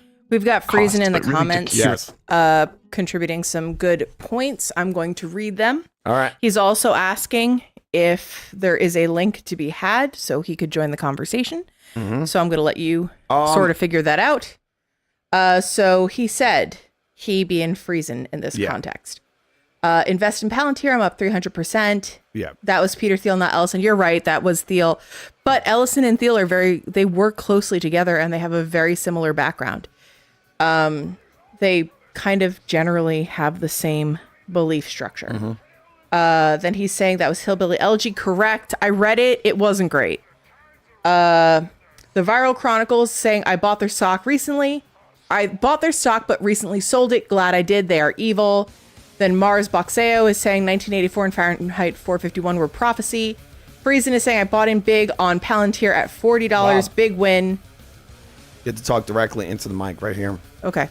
And then he was saying, Julio, read my comments. Yes. Daniel Penny's asking about the Xbox handheld. Hold on, buddy. Hold on. Friesen, yeah, I mean, you kind of have to think about it from the perspective of what... Yes. I'm trying to think of the correct phrasing. What gray area are you willing to walk with? What dances with the devil are you willing to do, right? We all have to compromise our ethics and our morals at some level. And many of us have to do so in the context of our financial solvency. Investing in Palantir and investing in Oracle are actually legitimately excellent tips because they're only going to explode from here, to be honest with you. It's certainly a smarter play than investing in any of these coins because they have a real product and they are multinational. So it's a smart move. I can't get behind it because I don't believe in it. And I think that what they are doing is fundamentally evil. So that's kind of just my standpoint on that. But yes, that was Peter Thiel. You are correct. But Peter Thiel and Larry Ellison are really similar dudes. You should also look into it's sort of like a hedge fund, but not really, but it essentially allows investors to buy farmland. JD Vance is a big early investor, and I believe it was built by Thiel, but it might have been built by Ellison. Honestly, I can't keep them straight at this particular moment in time. But it's basically a pipeline to allow foreign entities to buy American farmland, buy the farm, right? So if a farm is struggling, rather than that farm being able to apply for subsidies, it gets put on the chopping block, split up, and then it is bought up by whomever from wherever. And that's a big fucking problem, right? Because if we don't have our farmland, if we don't have our waterways, if we don't have our resources under our own control, are we even able to survive as a country anymore? Right? Probably not. All right, so we have Daniel Penny in the comments. He's asking about the Xbox handheld. We'll be talking about that a little bit later on in the stream, but to me it looks good. I'm impressed by it. It looks pretty good. From what I hear, it's actually more powerful than any other handheld on the market. And it's completely integrated with the Xbox ecosystem, so that's cool. It's cool to see. We're gonna look at some stuff about that later on in the show. All right, but before we go further with anything else, we're gonna go into this right here about the Stargate and have Bob read this. All right, Bob, you want to read that? Stargate is a science fiction story that centers on the premise of a Stargate, an ancient ring-shaped device that creates a wormhole, enabling travel to similar device elsewhere in the universe. The story begins when one such device is discovered on Earth. The film and subsequent television series depict how the device is kept under the control of the United States government, who use it to conduct interplanetary missions by dialing the thousands of Stargates located in the galaxy, which are the legacy of an ancient civilization. The film follows Egyptologist Daniel Jackson and a team led by Air Force Colonel Jack O'Neill as they travel across the known universe to a distant planet. Or universe to distant planets. I used to watch Stargate with my dad. It's a great show. No notes. Excellent show. So what they're saying with this Stargate project is sort of like a portal towards the new world or a different world, right? Absolutely. The way I've seen it described before is that it's an unknown, right? Because a lot of times when you see these guys talk about AI, they really have no idea where it's going. Or they do, but they're not completely sure because as far as I know from the research I've done, there's only two routes when it comes to AI. It's either going to be extremely terrible or a revolution, right? And I think the truth will net out somewhere in between, to be honest with you, right? Because there are good applications. For example, there are teams that are working on utilizing AI to pick up markers for cancerous cells or precancerous cells like years in advance of what we have through traditional means, you think right? they care about doing that? I don't think the people who are funding the servers and funding the code care, but I think the fact that the code exists allows it to be used in a positive way. So while it is perhaps not the financially solvent big ticket item that's going to push the tech forward, the fact that there is such an application that could, I mean, that isn't even stage one. That's like pre-stage one. That's pre-cancerous identification and intervention. And that is life-changing because some of these cancers are incredibly fast-moving, right? So if you can catch it before it technically even becomes cancer, if you can catch it at the like ground floor of those genetic mutations, that is giving somebody back their life. That's an incredible thing. But on the flip side, it has many, many, many very nefarious applications, which we are starting to see emerge in the market. So, you know, you are always plagued with this problem of balance. Nothing is purely good or purely bad. Everything is a shade of gray, and it is almost entirely dependent on the user to determine which way it goes. So how are we as a species choosing to use our free will? Are we using it for good, or are we using it for evil? In many instances, we have historically used it for evil. And sadly, I think that in this case too, many of the applications will be used not for our best interests. But the fact that there is that glimmer of hope, right? The fleeting promise at the bottom of Pandora's box gives us cause to continue the fight, to continue and not just give up, roll over and play dead, right? We cannot compete against machines. We cannot compete against AI. It is a battle that is lost before it's begun. But perhaps, just perhaps, yes, enough people might choose to use this technology for positive things, and therein lies the hope and salvation of humanity. Yes, give me 1 second. I just spilled stuff all over my table, as I always do during these streams. You know, I just have to do it at least once. Can you keep talking, Bob? Sure. Or, so well, we've got. Wait, I'm going to pull something up on the screen if you want to read some comments. We've got Friesen Box in the comments, and hello, I haven't seen you in the comments in a little while. It's nice to see you back.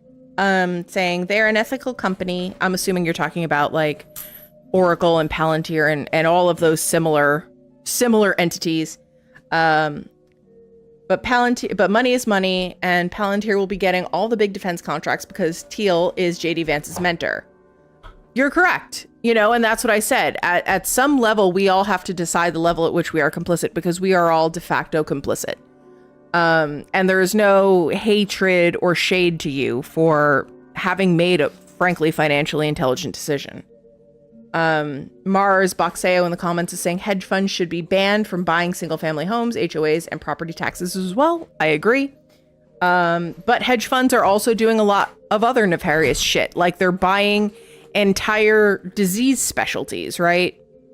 That's an episode that's going to be forthcoming where we talk about the role of hedge funds in healthcare. And we're going to do this months ago. We're going to get around to it. Friesen Boxton is saying you need money to make a difference in politics. Correct. Teal gave $15 million to Vance's Ohio Senate campaign and backed his venture capital career before he got into politics. However, he is a great right-wing politician. It's very nuanced.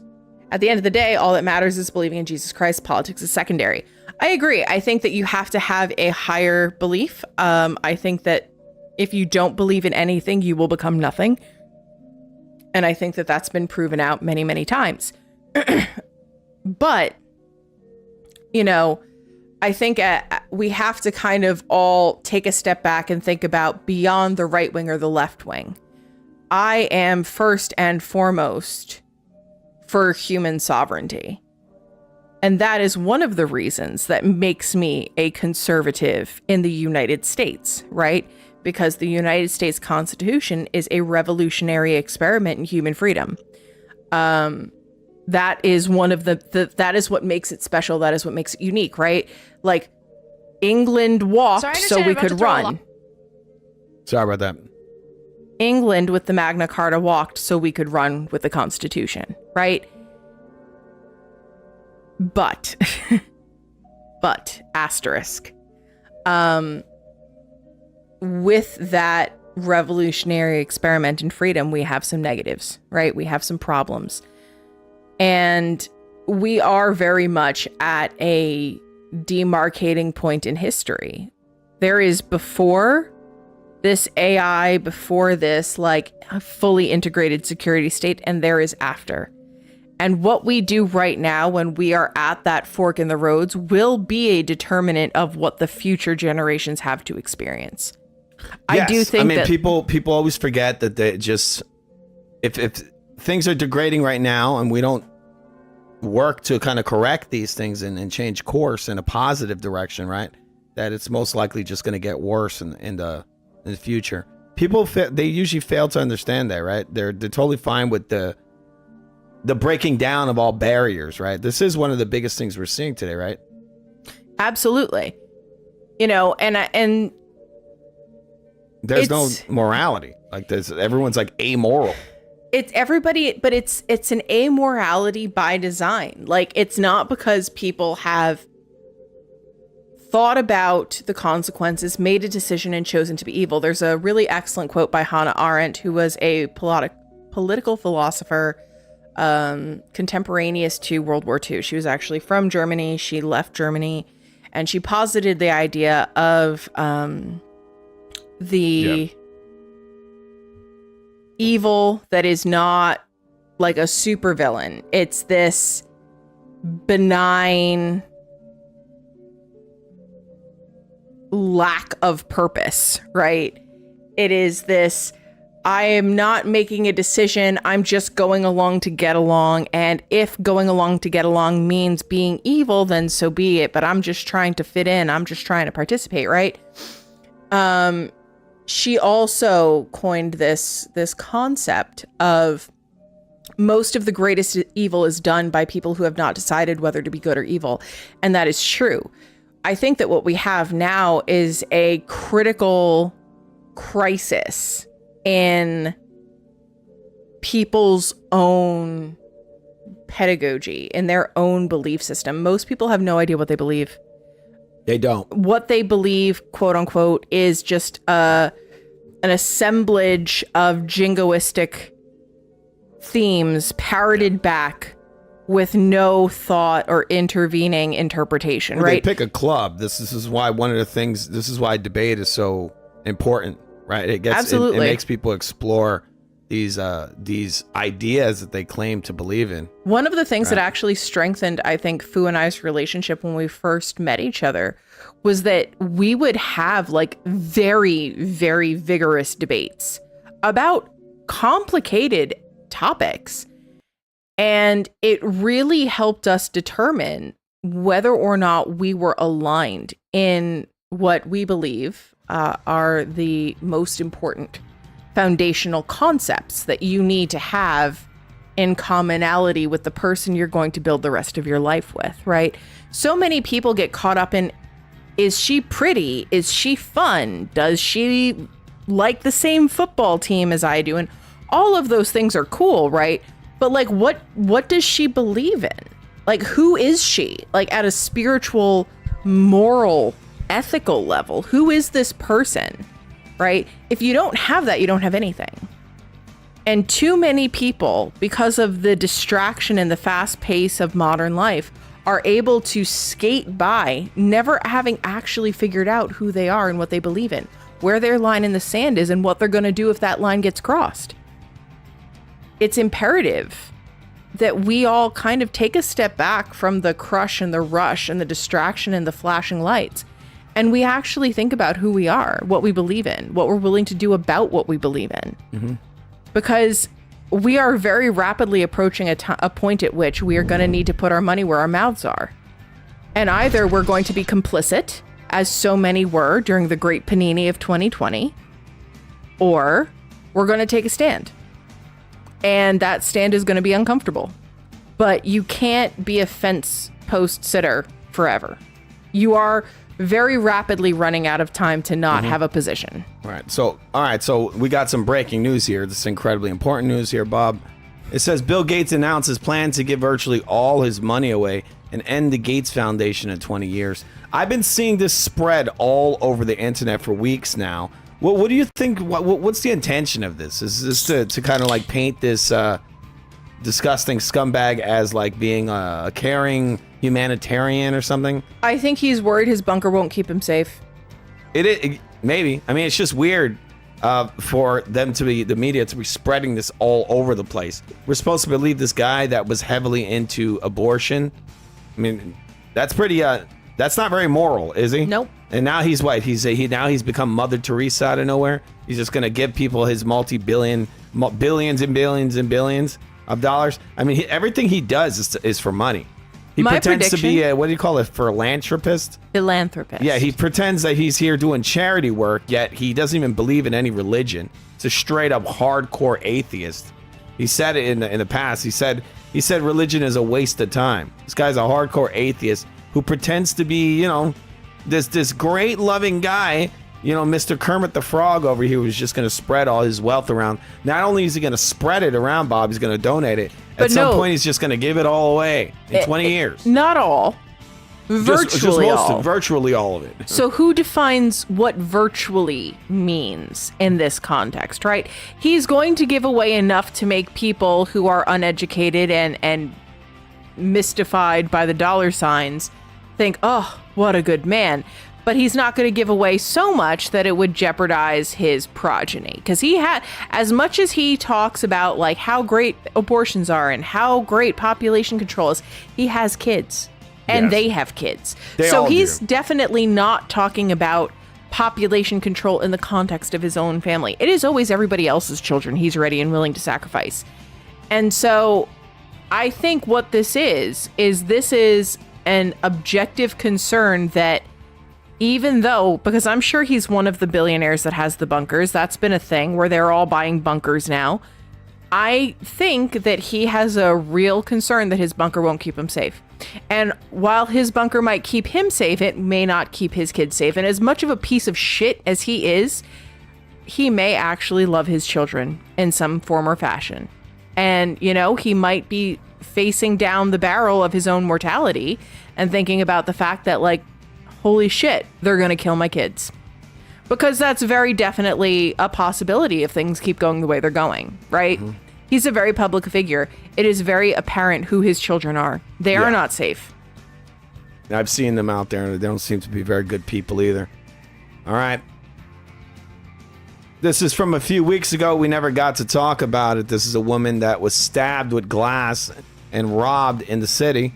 Oh, great. All right. Woman stabbed in the neck with broken bottle, clinging to life after a heinous New York City assault. All right. So we're going to see some of this. They were really building this up a few weeks ago. It was in all the different newspapers in New York.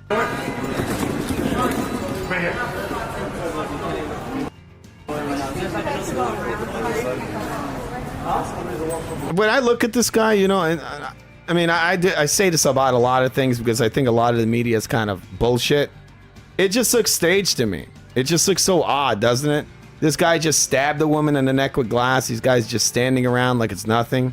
They're just chilling. It's chilling out. They're waiting for the chopped cheese to be prepared for them. He's all nice and clean. He's waiting for a hot dog. He got the little hat all like kind of turned to the side a little bit. You think they would have made him take that off? Hat. Yeah, they probably would have made him take that off. They would have looked inside of it for drugs or whatever.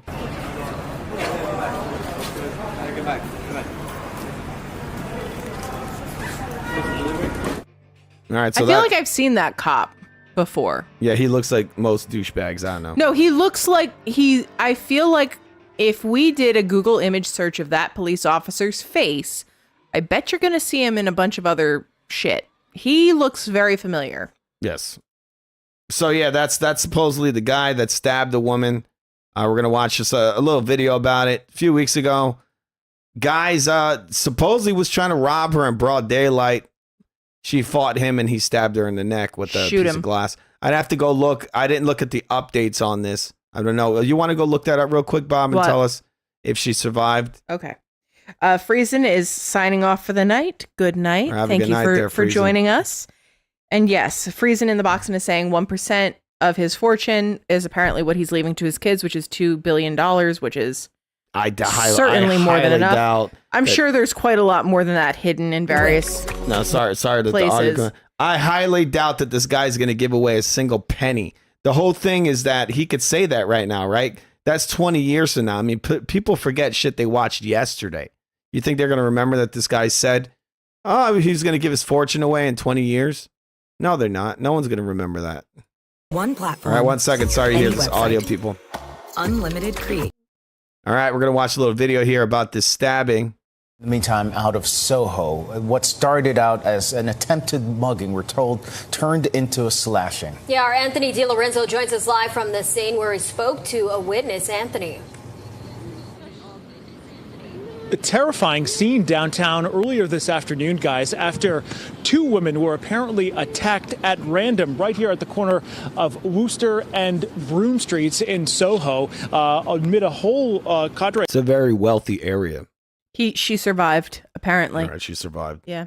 Of shops in this area, which were frequented by lots of people who are visiting this area and also New Yorkers who witnessed what happened to one woman who was just simply walking down the sidewalk when all of a sudden she was smashed with a bottle and then sliced across her neck with it. She is now at the hospital in critical Sorry about condition. that, people. We That can show wasn't you some supposed to video be from earlier which shows that broken bottle on the sidewalk. There are actually two of them. We're told from shopkeepers here that actually two women were involved at around 3 o'clock today when a man just made a beeline toward one of them who was walking down the street, smashing a bottle over her head from behind. She ran away and managed to escape.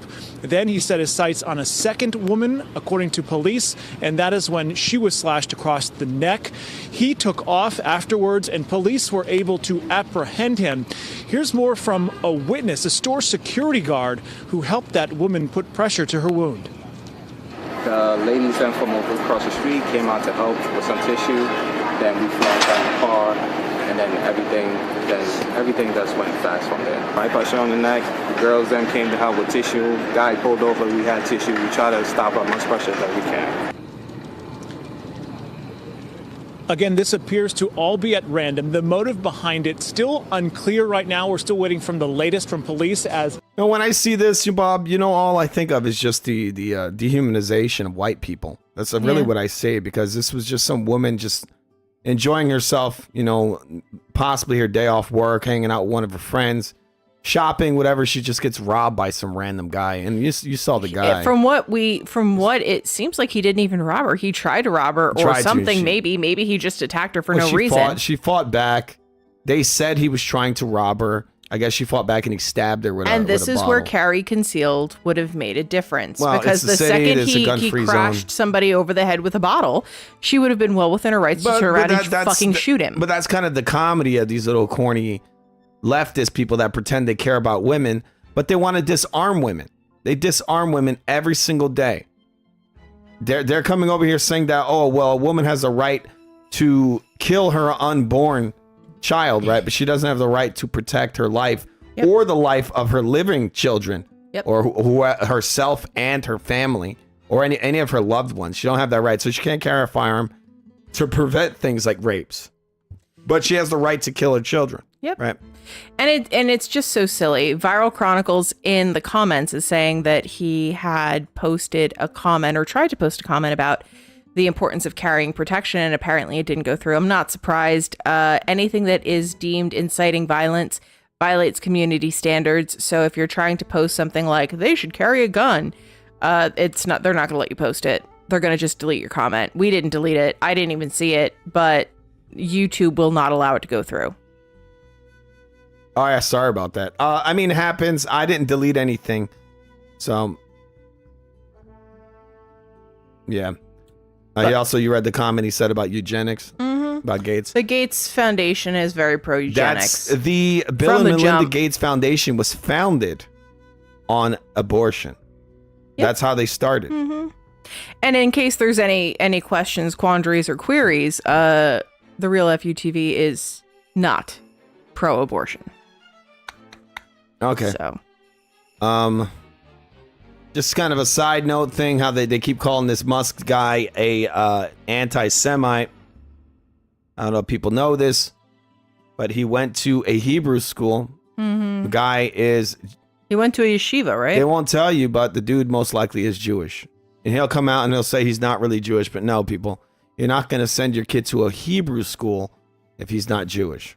All right? Yeah, you don't even get admitted. You can't Hebrew is just a Jewish choose to go. That is a Jewish language. It's a closed school, but you can't. They will not admit you. Yeah. You can't be Hindu and go to a Hebrew school. Yeah. They won't admit you. That's what I'm saying, is that he's just a little lying piece of trash. He comes out there and he does my heart goes out to you, in order to paint the right wing as Nazis and all this. Right? That's pretty disrespectful there, Elon. Being a Jew, and doing the Nazi salute. I thought the Nazis hated you guys, even though they helped you migrate. But that's another topic for another time. All right, so there you go. Just on a side note, there, the guy that openly hates AI, even though he pushes AI, is just he just happens to go to a Hebrew school. It's just kind of a thing, right? He's a piece of shit. He's a dishonest piece of shit. Not because he's Hebrew. We're not saying not because his he's Jewish. Hebrewness has nothing to do with it anything. has nothing to do with him being a piece of trash. He's just he's a fraud. He is like his father, a piece of shit. Yeah, his dad married his step sister. He didn't marry her. He just got her pregnant. Oh, okay. He got his stepdaughter pregnant. Do with that information what you will. Yeah, the whole family needs to go in the wood chipper. To be honest with you. Yeah, that's like the Hannibal Lecter family. All right, so we're going to show a little bit of robots, as we like to do on this channel, all right? These are some of the guys that are going to be replacing us. Not me.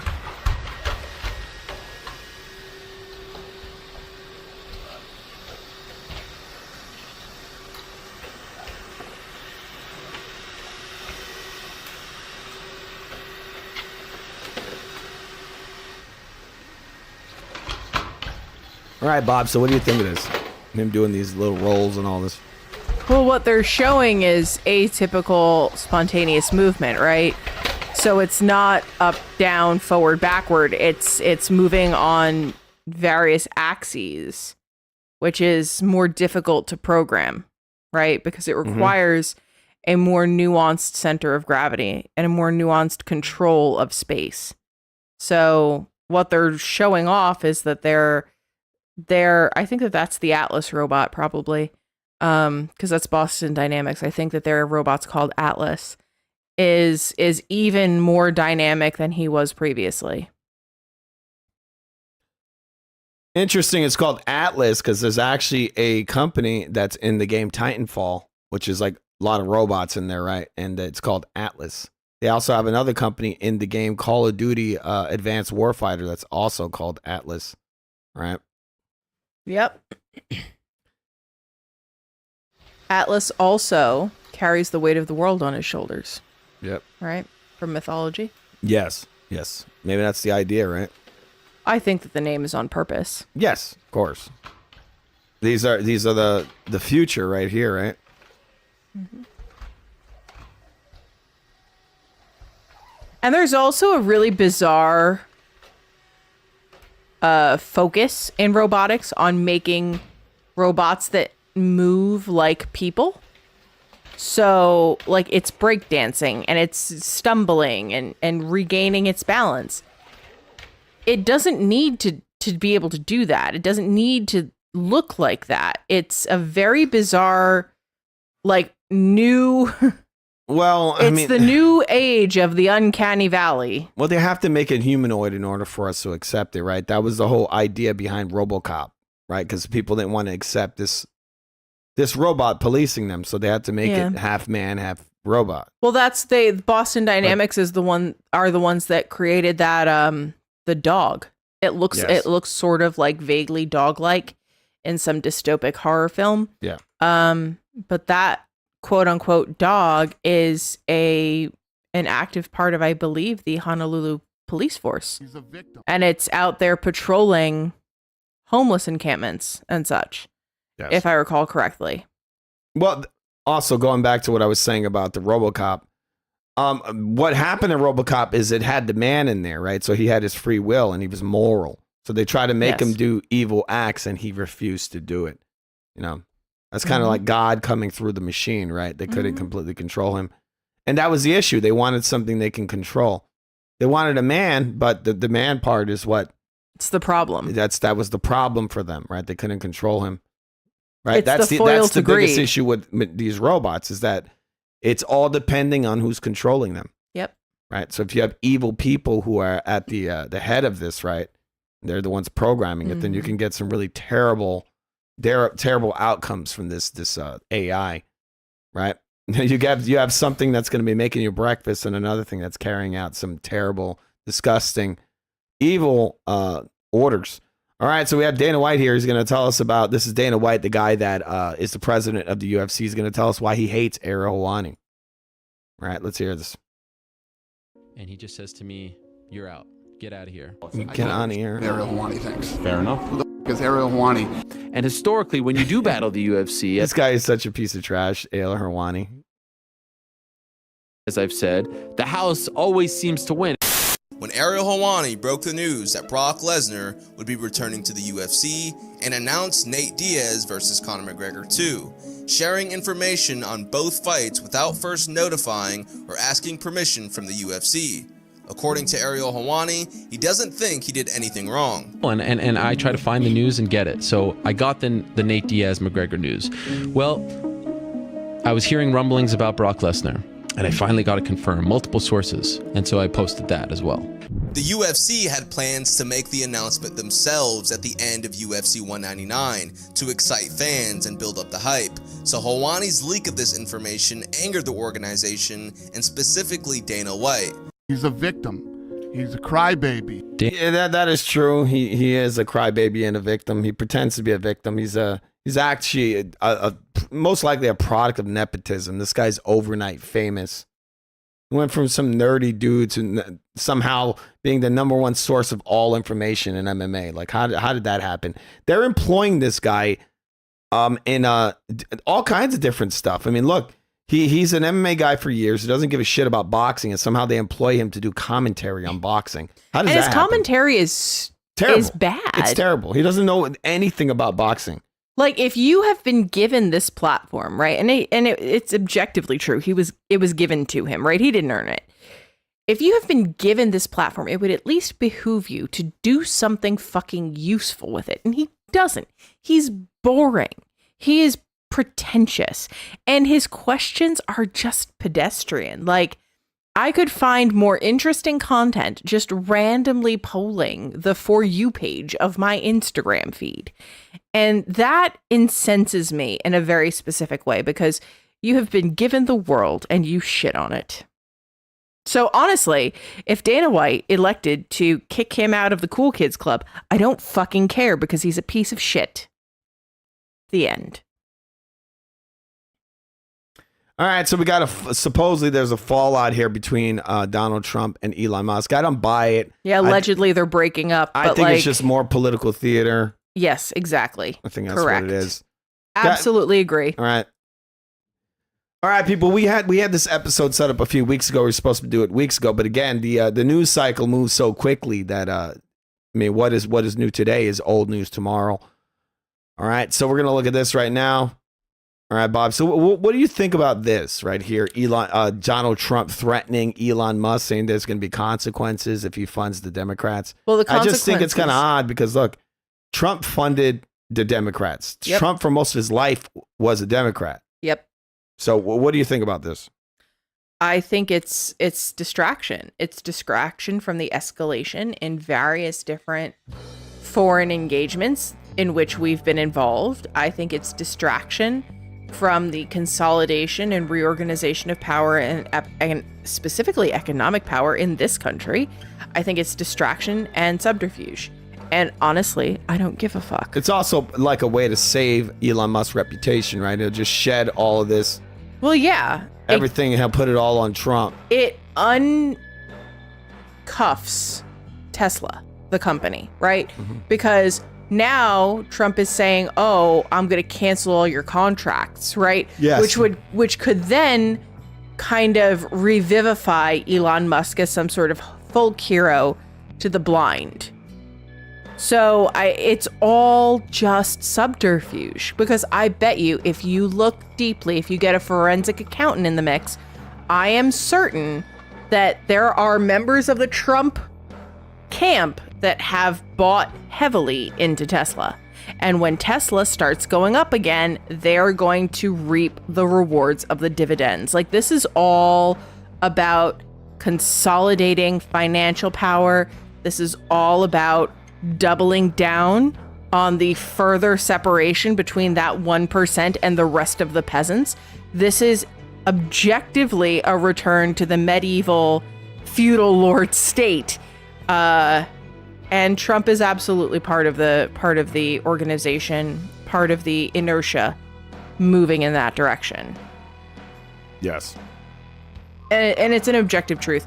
I will not have comments or questions on that because it's just true. If you have eyes and you can read and you have competency in the English language, it is apparent.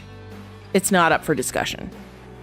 And people who have made Trump or Musk or any of these figureheads their folk hero are naive at best, but willfully ignorant in reality. Yes. All right, so there you go. That's more theater, I think. Right? These guys now playing games. Oh, now we're not friends. We're friends. Now we're not friends. Oh, you can't fund the Democrats. Like, shut up. You're a Democrat your whole damn life. This guy over here, Elon Musk, ain't even conservative. He's got like 10 baby mamas or something. Like 13. It's like 13 or 14 kids. He's pushing brain chips and all this. None of this stuff is conservative. He's pro AI, pro robotics, pro green, pro EV, pro Green New Deal. Like, it's all bullshit. And it's very thinly veiled bullshit. And it's honestly quite disappointing and disturbing the degree to which so many people are buying it hook, line, and sinker. Because I think people have lost God and are now looking for a guru, for a savior. And they're picking figureheads as their belief system. And that is so incredibly dangerous. That's how you get a cult. All right, and those never end well.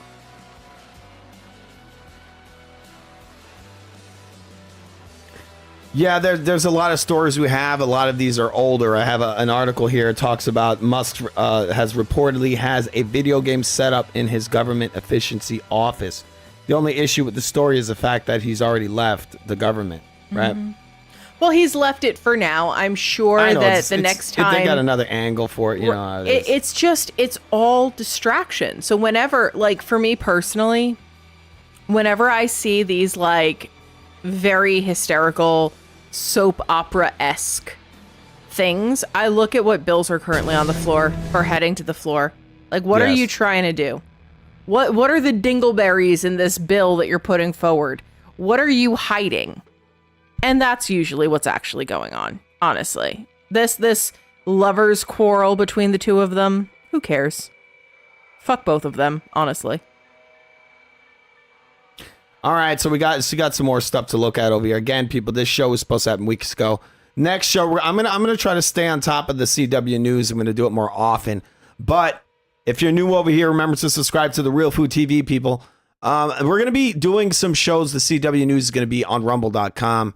I'm gonna probably do it there more exclusively because this platform is not a free speech platform. No, it is I feel not. like when we do these shows, it really hurts the channel. Yep. It'd be nice to do it in a way where we can actually get views. Because if we're going to be having our opinions about this stuff, it'd be nice for those opinions to actually go out, right? Yeah, and it would be nice to be able to have a more free dialogue. I don't like that the Viral Chronicles had his comment censored, and I don't like that the thumbnail and title that you gave this stream probably are hampering its probably, reach. Yeah. You can make a joke. I do that. I do that. It's a joke around a little bit too. It's just a lot of this show is just kind of like the big stuff. It's like what's going on through the net right now, right? Because it's constantly changing. There's new crap happening all the time. I mean, this is the world. There's billions of people on this planet. But the through line in this show many times is this AI takeover, because that is what's coming. That is their 2030 agenda, and that just keeps going and going and going. So when I look at this stuff, these LA riots and what's happening in New York when it comes to the migrants, I feel like that's just a smokescreen, and they're just going to keep doing that. You have the whole gay thing, the trannies in the school, and then you have the migrant stuff and the virus stuff. And really, it's just a lot of it's just kind of a smokescreen for what's happening, right? What's right down, that's coming right down, not too far in the not too distant future. Mm-hmm. All right. So right now we're going to watch this really important thing. Bob never got to have her input on this. This is from the incredibly woke show, The Last of Us. We're going to see this right now. But we're going to see what Bob thinks about it. This is Bob's take. How do you know for sure that you're... Oh, I started wondering after we saw the bodies in the forest. Because I've seen fucked up shit before without barfing. And I knew morning sickness was a thing. And I was late, which I've never been regular, but I was very late. And then I found a pregnancy test at the pharmacy, and I peed. Hey, Bob, what do you think about people in the post-apocalypse, kind of like really chipper and energetic, you know, don't look to be missing a meal, being incredibly clean and having this romance, this like I mean, weird gay I romance, think that I guess. romance in general, particularly like an exaggerated degree of promiscuity, is not uncommon for very high stress, high stakes situations. However, the way that this is carried out is so implausible. Like, you are allegedly actively still in a world where there are infected zombies, for lack of a better word, coming after you. You're fighting some sort of like corrupt power structure. There's bandits and marauders and all kinds of things, and you're focusing on being gay. Like, the focus would it's more like the romance.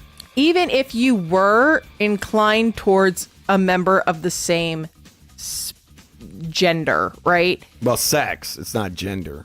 Even if you were gay, right? In a post-apocalyptic setting, you would probably try to find a way to not be. Because you want to create family units, because that is the strongest societal unit. Right? It allows you to, while yes, you do have some vulnerabilities, as in with pregnancy, as in when the offspring are quite young, you are ultimately much stronger for it because you are multiplying. Yes. I mean, there's a lot This is just very odd. There's a lot of missed opportunities in this show. You have this girl here who is immune to this weird virus they have. And instead of it making it like her maybe having children or something, they turn her into some weird ass girl who thinks she's a guy, and she thinks she's going to be a dad. That's the big line. This is making the rounds all over the internet right now. People are laughing at it. Even the people that support this see this on film and they laugh at it. Yeah, because it's laughable. I mean, for this little girl, this little short, weak girl, to come over here and say that she's a man is just very comical, right? And also just objectively, right? Like the one that's pregnant, she's pretty. She's like quite pretty. There would be a premium on pretty, bubbly, pleasant to be around women in this scenario. On literally no planet is somebody who looks like a sentient potato gonna bag that girl. Yeah. It's just not happening. Like the yes, potato one would find another potato to be that potatoes other girl with. is way too attractive for her. Let's watch the scene and we'll go over it. Peed on it. Pee on it? That's how it works. I don't just randomly piss on stuff. Oh, okay. That's good. Here. 2 lines means pregnant. This thing's pretty old. How do you know? And here. And here's a couple more. You see, I just don't understand this writing, but I think they're trying to stay consistent with this whole trans movement. But they're trying to pretend like this girl got this woman pregnant. That's the weird thing, because I pointed this out in another stream. You see how she says, oh, well, this one's kind of old. And then she like almost rolls her eyes. It's like what you would do with like a husband. Yeah, it's like and the husband's like, no, it can't be. Like, do another test, and then she's like, haha, I already did another test. Like a romantic comedy or something with between a guy and a woman, and the woman he's dating, right? He may love her, but he might not be ready to have a child yet, right? So that's kind of like the thing they're doing here, right? Even though I haven't seen the show yet, I've seen some pieces of it. I'm trying to play through the game first. But yeah, this just seems to me like really poor writing. But it is consistent with the whole, tranny agenda, right? Well, it also requires like an even more exaggerated suspension of disbelief, right? Because we're already suspending disbelief wherein there are essentially sentient homicidal mushrooms galloping around, causing a ruckus, right? And sentient homicidal mushrooms ended the world as we all know it. But then on top of that, everybody has perfect hair, clean clothes, is in good health, vigorous, like nobody is gaunt. And we're having this like ridiculous rom-com moment where a girl is telling another girl like, oops, haha, honey, we're going to have a baby. And it's like, no, you're not. You're not having a baby together. She is apparently promiscuous, and whomever she fucked before you is going to be a father. And now that guy has a really solid and legitimate reason to kill you, you potato-looking fucking jackass. Yeah. Okay, let's hear the rest.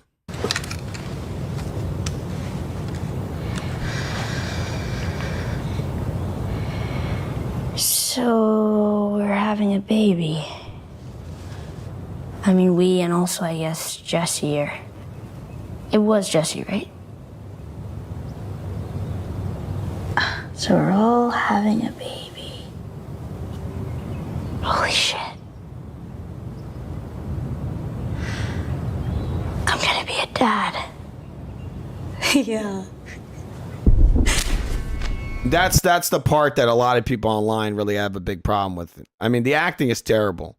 This girl here has like a really thick British accent in real life, and they made her do this voice, and it seems like the voice has no real range to it. It's like she's playing like a 10-year-old all the time, right? Yeah. She's really it's a kind of and also she's working her way towards a sleeve in the post-apocalypse, right? Wouldn't bloodborne contamination be a concern?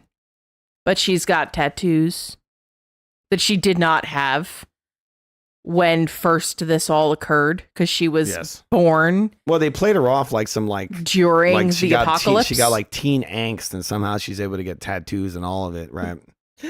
Matt Lutzinka thinks I've grievously offended potatoes. Listen, potatoes have been the source of sustenance for good peasant stock since time immemorial.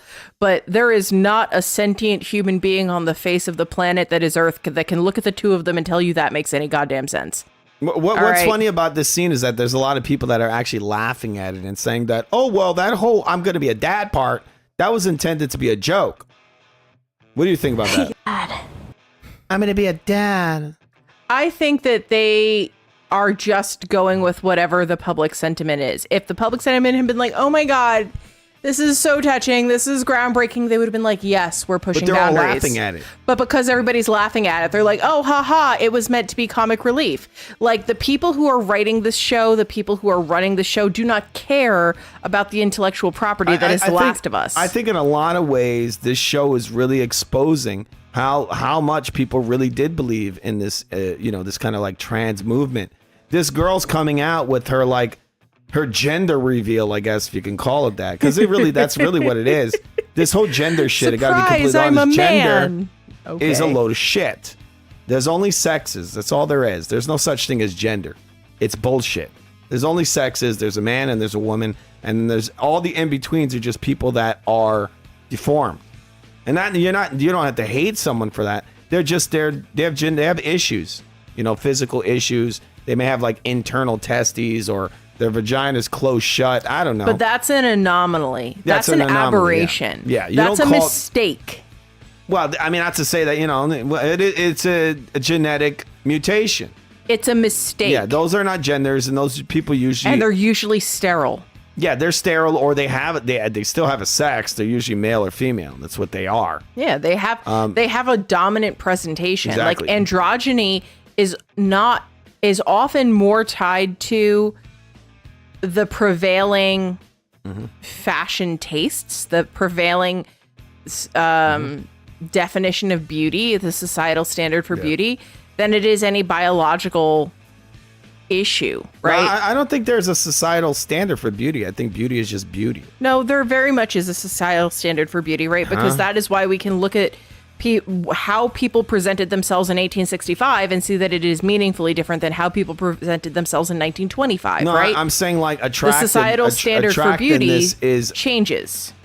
Attractiveness is always attractive. But it's not. But it is. Because if you think about the Edwardian ideal of a beautiful woman and the 1920s ideal of a beautiful woman, they are very, very different. They look nothing alike. All right, how do in they the look Edwardian ideal, the Gibson girl, she is curvaceous, she's soft, she has full lips, she has bedroom eyes, she has long curly hair. But if you look at the 1920s, it's a bob at the jawline, a boyish figure, and sharp features. Yeah, but they are diametrically opposed to each other. That's just some subverting people. Classic beauty, like real beauty of a woman, curves and all that, like in Marilyn Monroe, that's universal, and that's always going to be attractive because good genetics are good genetics. This girl here, I'll show you right now. Give me a second. You're doing like Inception. This girl right here is not classically beautiful. No one's going to look at this girl at any period of time and say she's extremely attractive. No. She looks like a little boy. And I don't, like I said, not to say that she's an ugly, I don't know her as a person. She's not attractive, right? She's just not attractive. So you can't say, oh, well, in the future, this kind of girl is going to be attractive. No, you'll ask people 300 years in the past if this girl's attractive, and they'd say, well, I don't really think she's attractive. But if you ask people 300 years ago if Marilyn Monroe's attractive, most of them would say, yes, she is. And 100 years from now, 400 years from now, if you ask people if Marilyn Monroe's attractive, they'd say yes. You want to know why? Because that's just what it is. She's just attractive. That's what you call it ain't about society. It's genetics, right? Because this whole thing, this is why sex is so important. And I'm not talking about the made up sex, what they call sex today. Sex is what you are. You're either a male or you're a female, right? It's very important for us to know what is a male and what's a female. And this is wired into us, right? We know what it is. So when they normalize this idea and say that, well, call this man a woman, that's kind of a problem because we're built internally to find mates. That's what we do. And so to say that a man is a woman is a pretty fucked up thing to do, or a woman is a man. That's not a right thing to do, and that is coming from gotta be honest and not say I hate these people because I don't hate them at all. But what the government is pushing is this idea that this is not important, right? Right? It's not important at all. What? To procreate? To pick a mate? Right? Let's just go lie to people and tell them that's okay to do this to trick people. This is revisiting the Enlightenment. And the Enlightenment sounds like it was a good thing, but it actually wasn't. It was the point at which in the 18th century, man believed he had surpassed the need for God. Man had mastered nature. And that is a fundamental untruth. However, because society was more peaceful, because civilization was expanding at a very, very accelerated rate, because there was a heretofore unprecedented degree of peace and commerce and prosperity, people got it into their head that they had outgrown the need for a god, that they had outgrown the need to be submissive to nature.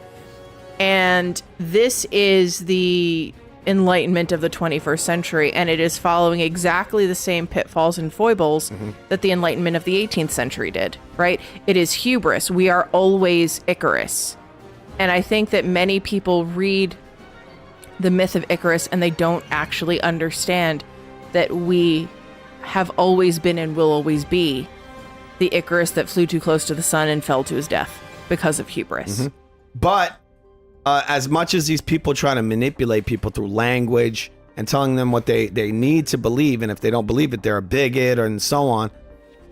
That's all falling right down on its head when we see stuff like this, because even the people that were the most hardcore supporters of this movement, you know, we're going to go and push this onto children, because I have no problem with adults doing this stuff, you know? If you want to be, I don't know, I don't agree with it, but if this is what you do, this is what you do. But when you start to put this on kids and you start to put it into law where you can't misgender people and all that, and not even to say that it's mean, right? For somebody to call you out for what you are, because they know internally at a base level that you're not a man and you're not a woman. They're going to say, hello, sir, right? Yep. To say that's where I have a big problem, because now you're going against reality, right? And that's okay. If you want to do that, whatever. At least be creative. But don't start telling other people that they have to go with something Say that's you're not true. an orc. But or an elf. Going back to this show right here, what we're seeing with this show is this entire ultra woke movement falling apart, because even the people that are the most hardcore supporters of this movement are laughing at this scene. Because you cannot watch this scene and take this with a straight face. You cannot. Because when you see this girl with that little cutesy voice say that she's going to be a dad, it is the most, it's an everything in you just wants to fucking laugh. Right? That's really what it is, because it's a joke. The show has become a comedy. And like I said, it's a much bigger, it's much bigger in the scope, right, Bob? Much bigger in the way we see it. It's everything we've been dealing with for the last, 4 years? Yeah. I mean, even longer than that. It's the woke movement on full display. This backslide has been happening since the 1960s, 1970s, honestly. And it's been gradually crescendoing to this point where the objective truth of our bodies is no longer beyond question. And many people will point to the cross-dressers of the 60s, 70s, 80s, and so on. I'm not saying that they didn't exist, but what I am saying is they knew that they weren't women, right? Teddy girls knew they weren't boys. It's always been a known thing that they were not actually able to become whatever sex they aspired to become. And many of them had the self-awareness and introspective ability to understand that it was a fundamental flaw in them that made them feel this way. Yes. And what we have done by radically removing the parameters on that, by radically affirming what is a mental illness, what is a chemical imbalance, is we are killing people, right? That we can wrap it up in all of the hilarious pseudo rom-com packaging we want. But at the end of the day, this ideology has bodies. It has a lot of bodies. And those are young people that are doing this. And they're making choices that they cannot reverse, realizing that they were not the correct choices to make. And then they are ending their lives. Okay? And that is a crime against humanity, as far as I'm concerned. I mean, I consider this equivalent to lobotomy. All right, we're going to just hear this one more time before we get out of here. Yeah. This guy, this writer of the show, I don't know if he's trolling everyone, but this right here puts it into full focus, right? That this movement is ridiculous. And when people watch this, they just have a guttural reaction. This show, no one takes this seriously. When you watch this, I don't care who you are. You could be a straight up tranny, a gay person.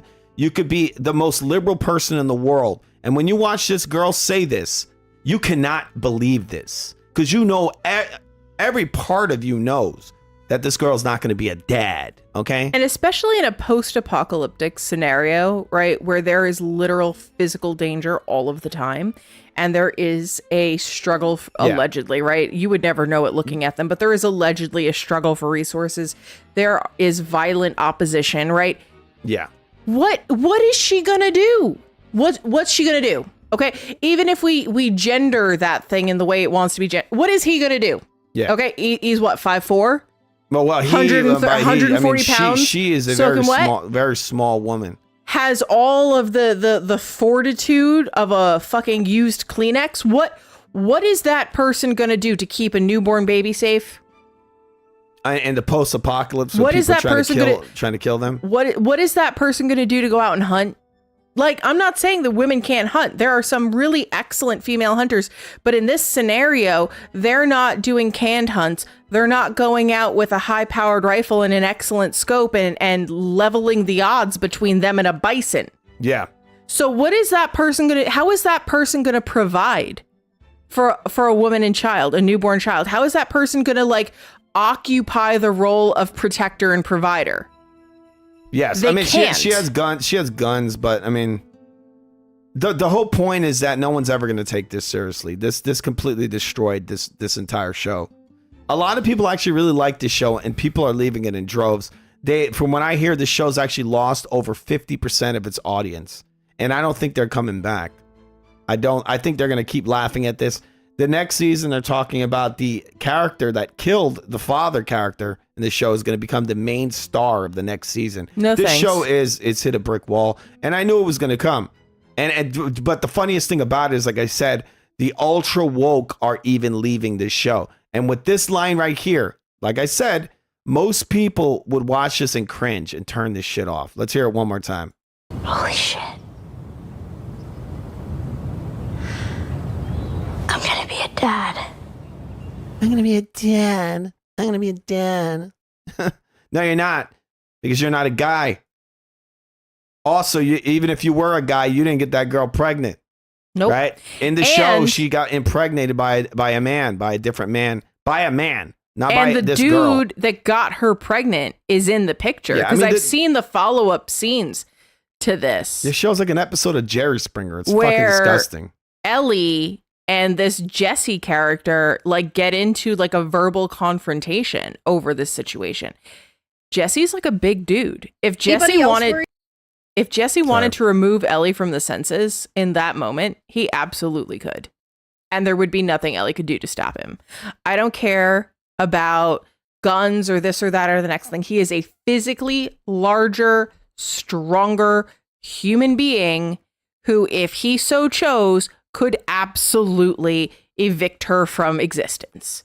And that right then and there eliminates any conversation about, I'm gonna be a dad. It's stupid. It's really, really dumb. All right. So what we're going to do right now is we're going to watch a woman. She's going to talk about Donald Trump's big, beautiful bill. All right. It's a big, beautiful bill. It sounds like something that the Trump would say, right? The cartoon character made for TV president. The Lorax. All right. Let's hear this. Anybody else worried about this new AI bill? The fact that the federal government has control over AI for the next 10 years? All right. What does that mean, Bob? That means that I have not read this bill, so I'm speaking in largely conjecture. We're going to watch a little bit more about it. But it sounds like rather than this being a free and open technology that various companies are able to leverage in a free market process, this is being taken over by the government. And the government is going to control it, operate it, and use it as it wishes. And then after 10 years, the floodgates open, supposedly. All right, so there's a lot of speculation going around about the big, beautiful bill. One of the things they're talking about is how it'll lead to a recession. Man, a lot of stuff being said about it. What I find the most concerning is the fact that this is basically allowing these different companies to just go completely crazy with AI, right? And just do whatever they want. No checks or balances, right? Just let it go amok. Yep. Seems kind of irresponsible to me. I think that this is an excellent reason to revisit the 1789 proposition. President Donald Trump's Okay, so we're going to hear this right now. controversial legislative initiative, the One Big Beautiful Bill Act, has sparked significant backlash due to concerns over privacy and state sovereignty. The bill, recently passed by the House of Representatives, enacts a 10-year prohibition on state-level regulation of artificial intelligence, AI, sparking debate over potential risks to privacy and data sharing. Representative Marjorie Taylor Greene expressed strong opposition, citing it as a violation of state rights. While proponents argue it prevents regulatory fragmentation, critics fear it could lead to unchecked AI development. The legislation also allocates $500 million for federal IT modernization, opening avenues for companies like Palantir, which is already deeply embedded in federal projects. Despite Palantir CEO Alex Karp's assurance of ethical AI use, 13 former employees have criticized the company's growing government ties, warning of potential authoritarian overreach. This controversy highlights the tension between innovation and regulation in the evolving AI landscape. Thanks for watching. If you enjoyed this video, all right, so there you go, innovation, and one of their innovations is in many ways to replace you. This a lot of this AI I see right now is helping out these larger companies, because these guys can cut a lot of their labor, which is a lot more expensive than having a piece of software. What do you think about that, Bob?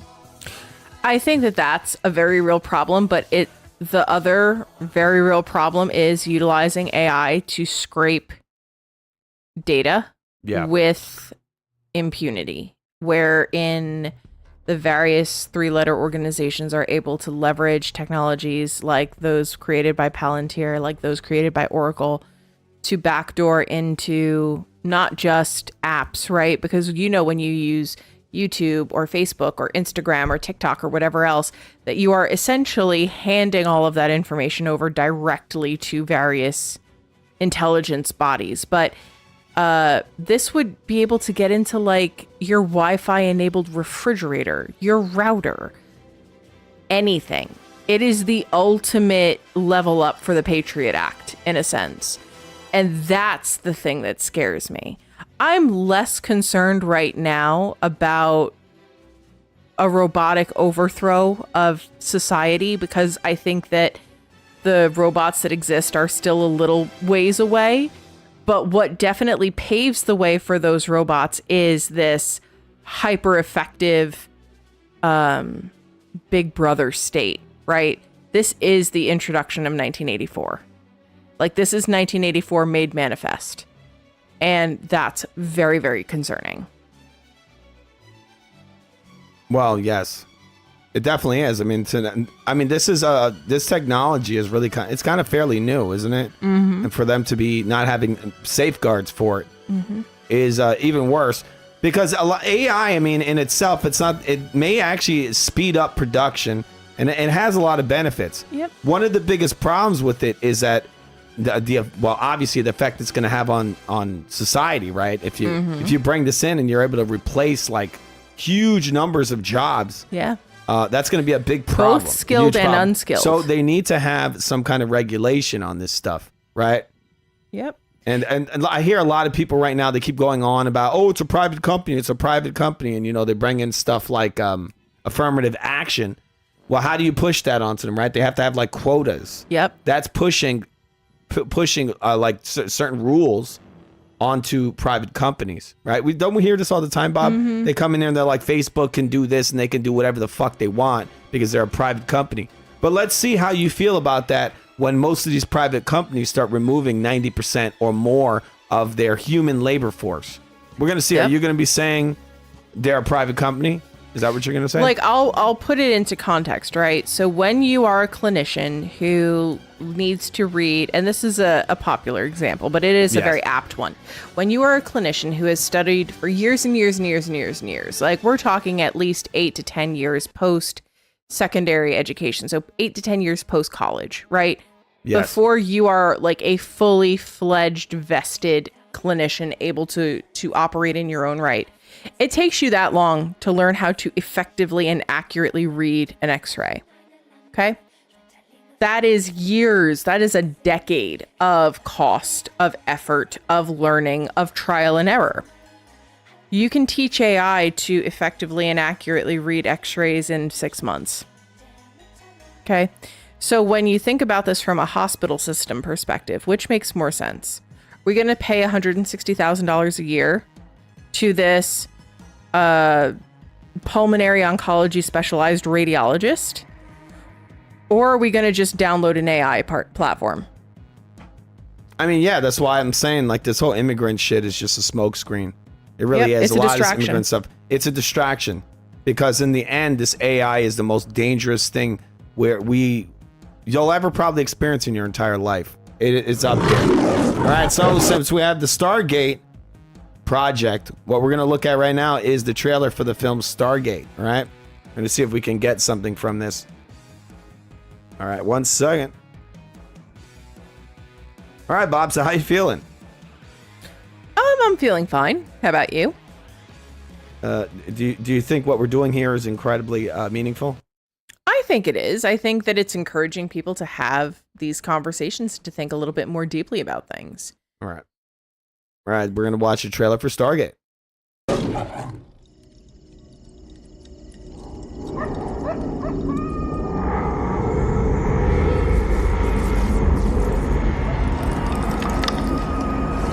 Wait a second. You know what's really annoying, Bob? The fact that there's a bar on the bottom there. How the heck do I get rid of that? I don't know. I have a hotkey here. It's supposed to get rid of that, and it doesn't do it. Let's see if that worked. Nope, still there. Really effing annoying.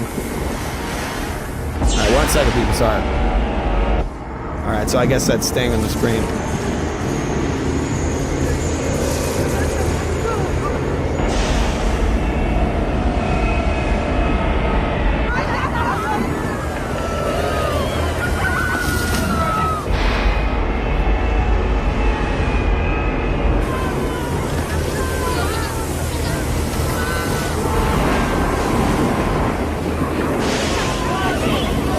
What's interesting, Bob, about this, one of the things that's interesting about it is that this guy here, this actor, actually played in a film called The Crying Game.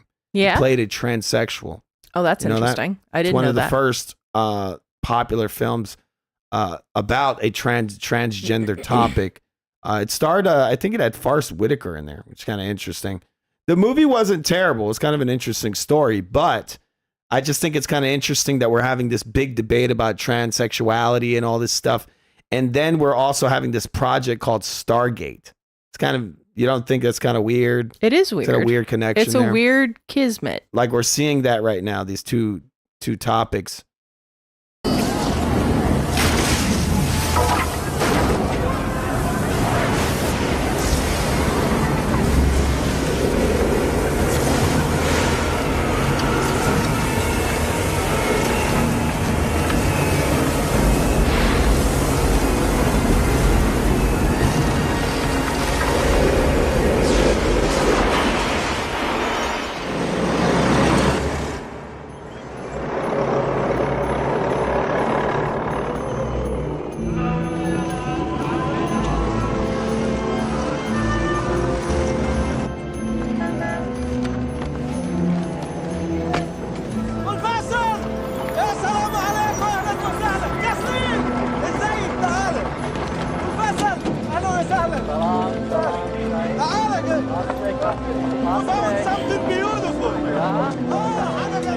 I don't think this is a trailer. This looks like this is a whole damn scene. Sorry, people.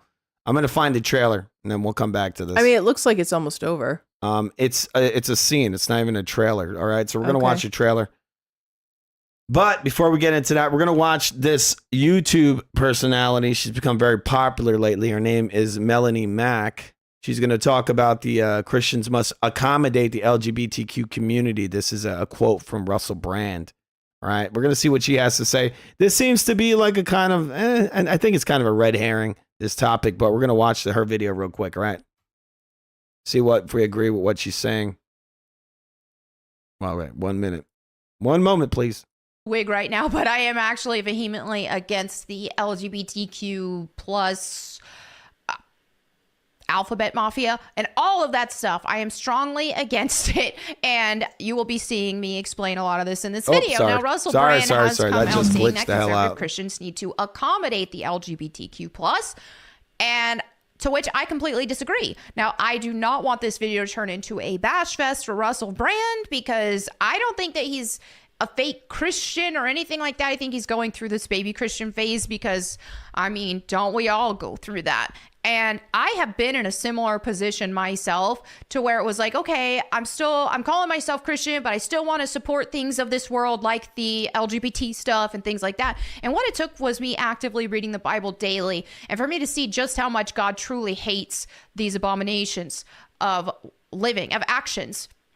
Then it made me realize, okay, I can no longer support people in these things, because then I will be inherently going against God and supporting something that God hates. And so I can't in good conscience do that. Now, it took me reading the Bible a lot and to be led by the Holy Spirit in that to be brought to that conclusion. There's still a lot of stuff I have to learn and that I'm obviously going to be wrong on. So in this case, I don't think that he's faking Christianity. I think he's just very much in that baby Christian phase, and he's definitely pushing a very hippie, worldly gospel that is not of God. So I've seen him demonstrate repentance and as a follower of Christ, but he's definitely prayerfully with the Holy Spirit will be guided and will be able to learn some stuff that he's especially teaching others, because it's already like, hey, there's a lot of people who are still stuck in this phase of, where they still have to learn and they're still like in that very infantile version of Christianity. But it is, what makes it bad is when they are on a platform and pushing these incorrect ideologies and pushing those so I'm as gonna if push they ahead. are of God when they... I'm going to push ahead just a little bit because she's kind of going on for a little while here. Let's see this. America, I reckon the one thing you lot have to start having a sort of pretty open conversation about is how you are going to accommodate this variety of perspectives. It can't be with a continual amplification of hate and the insistence that the other side just disappears. So if you are a nativist, patriot, Christian, lover of America and a pro-Trump person, then I guess partly what you could do is figure out, well, how can we accommodate the LGBTQ plus folks and people that care a great deal about trans rights? Because I know that Jesus would care about that. Jesus does care about that. Jesus loves all of us, forgives all of us, died for Again, this is a red herring. That's why I keep saying it. No one gives a fuck about it. I gotta be honest. Most people don't give a shit about trans rights. These people already have rights. They have been able to take hormones forever and all. There's nothing has changed. Correct. Nothing has changed. The only thing they've done is they've now pushed it into people's faces nonstop. What Russell Brand is saying is actually correct. Okay. What the blue-haired, wig-wearing individual, tattooed being over there is saying is actually wrong. Okay. So the God of the Bible, even when the God of the Bible was, taking action to essentially wipe humanity from the face of the earth, is not done with hatred. You hate the sin. Yeah. You love the sinner. So what Russell Brand is saying, although I do think he is somewhat misguided, because I think that many of the people who ascribe to these ideologies do not want to be accommodated. They want to overturn and subvert. Jesus made his bed with the money changers, the lepers, the prostitutes, the unwanted of society. He specifically sought them out. So this idea that he would now look upon these people who are so very clearly lost, dangerously so, and hate them is a fundamental misrepresentation of what Christianity is. I don't think she's saying to hate them. She literally said, God hates them, God would hate them, God does hate them, and that is false. All right, we'll go back and hear it again, I guess. She went on and on about how much God hates them, and that by reading the Bible, she arrived at the conclusion that God hates his own creation. That doesn't make any fucking sense at all. All right, let's hear that again. Could do is figure out, well, how can we accommodate the LGBTQ plus folks about is how you are going to accommodate this variety of perspectives. Learn, and they're still like in that very infant. He's definitely, prayerfully with the Holy Spirit will be guided and will be able to learn some stuff that he's especially teaching others, because it's already like, hey, there's a lot of people who are still stuck in this phase. Was it before that? Yeah, it was where they before still that. have to learn, and they're still like in that conclusion. There's still a lot of stuff I have to learn, and that I'm obviously going to be wrong on. So in this case, I don't think that he's faking Christianity. I think he's just very much in that baby Christian phase, and he's okay. I can no longer support people in these things because then I will be inherently Am I missing going it? against God. to where it was like, okay, I'm calling myself Christian, but I still want to support things of this world like the LGBT stuff and things like that. And what it took was me actively reading the Bible daily and for me to see just how much God truly hates these abominations of living, of actions. She's talking about actions. She's not saying the people. She goes on to say. Then it made me realize, okay, I can no longer support people in these things because then I will be inherently going against God and supporting something that God hates.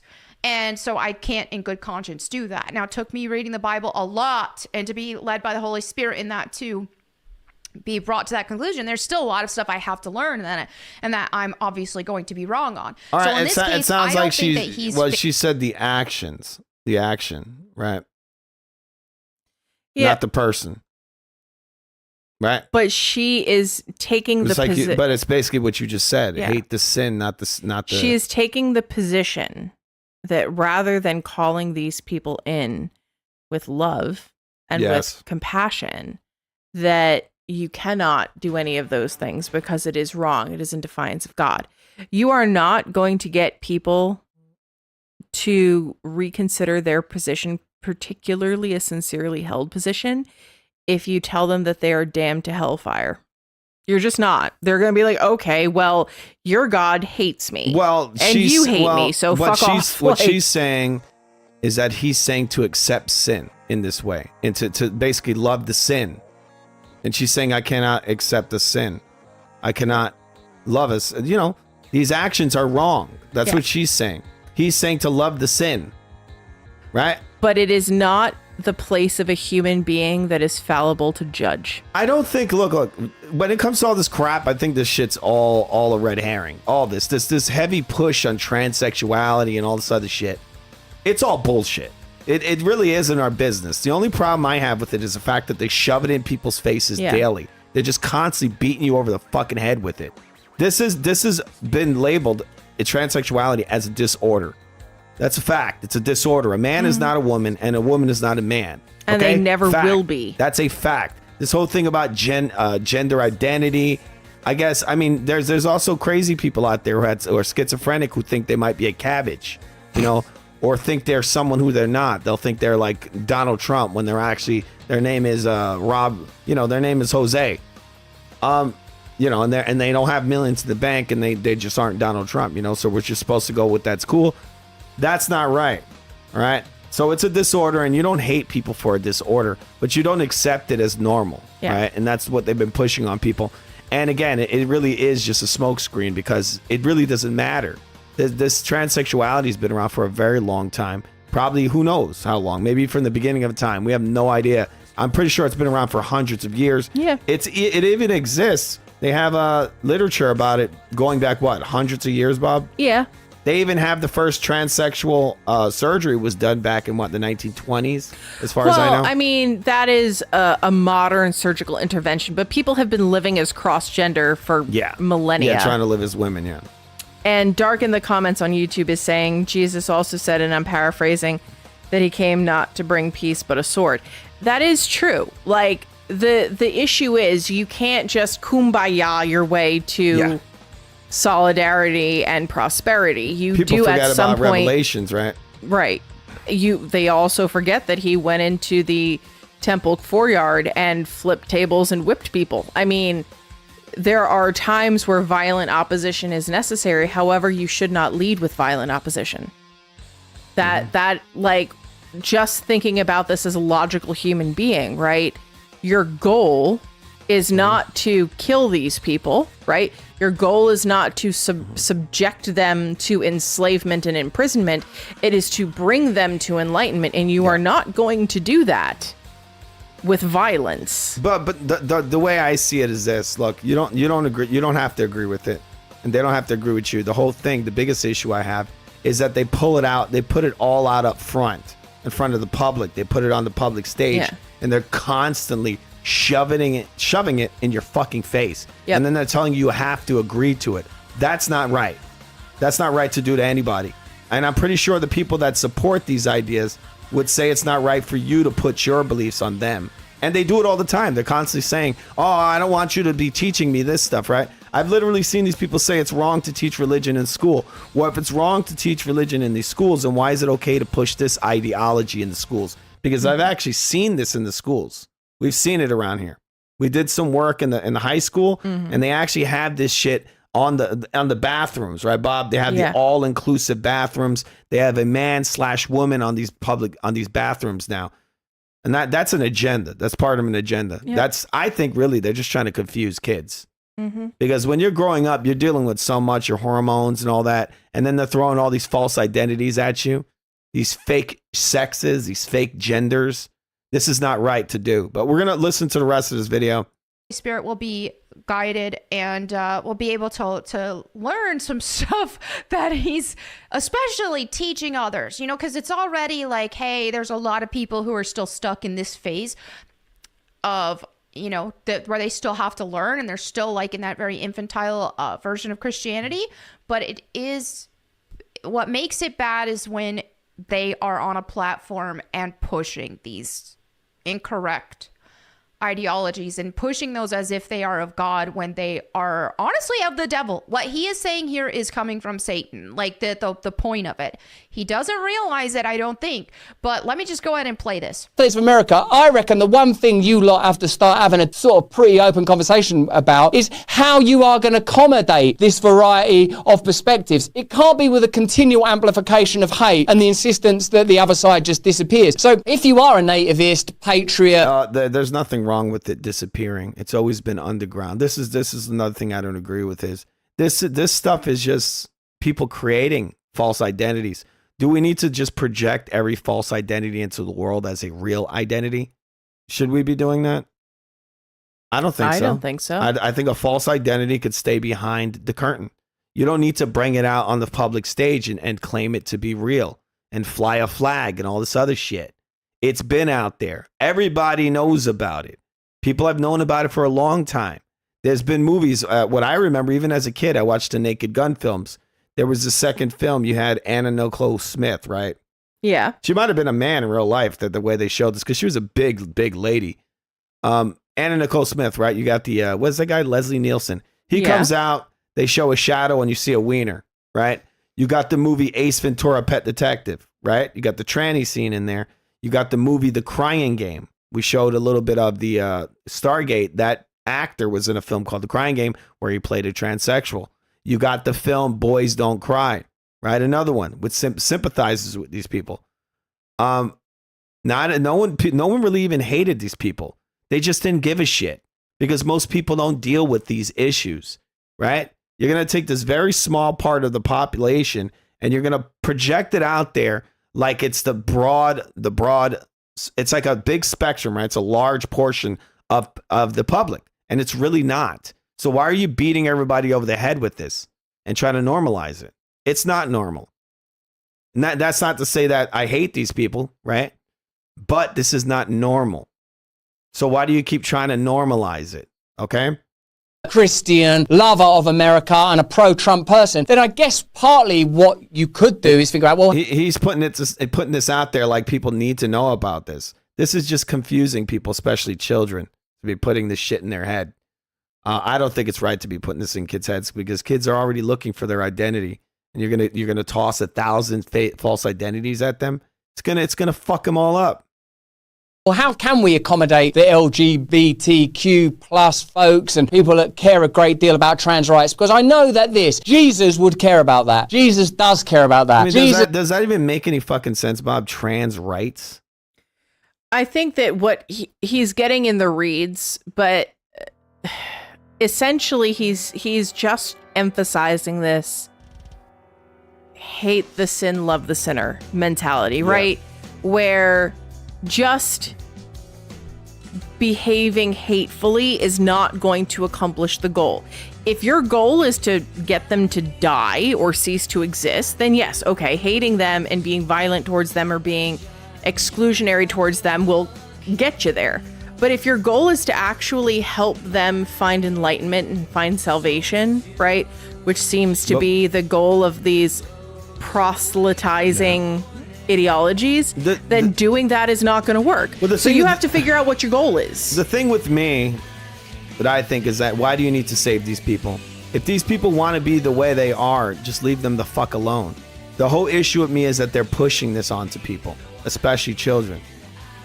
It's not right to do, okay? It's not fucking right. And also as an adult, I mean, this shit is criminal. To push this kind of stuff onto children should be criminal. These are adult things too, to have a sexual identity. I've seen people go as far as saying gay children. Being a gay person is a sexual preference.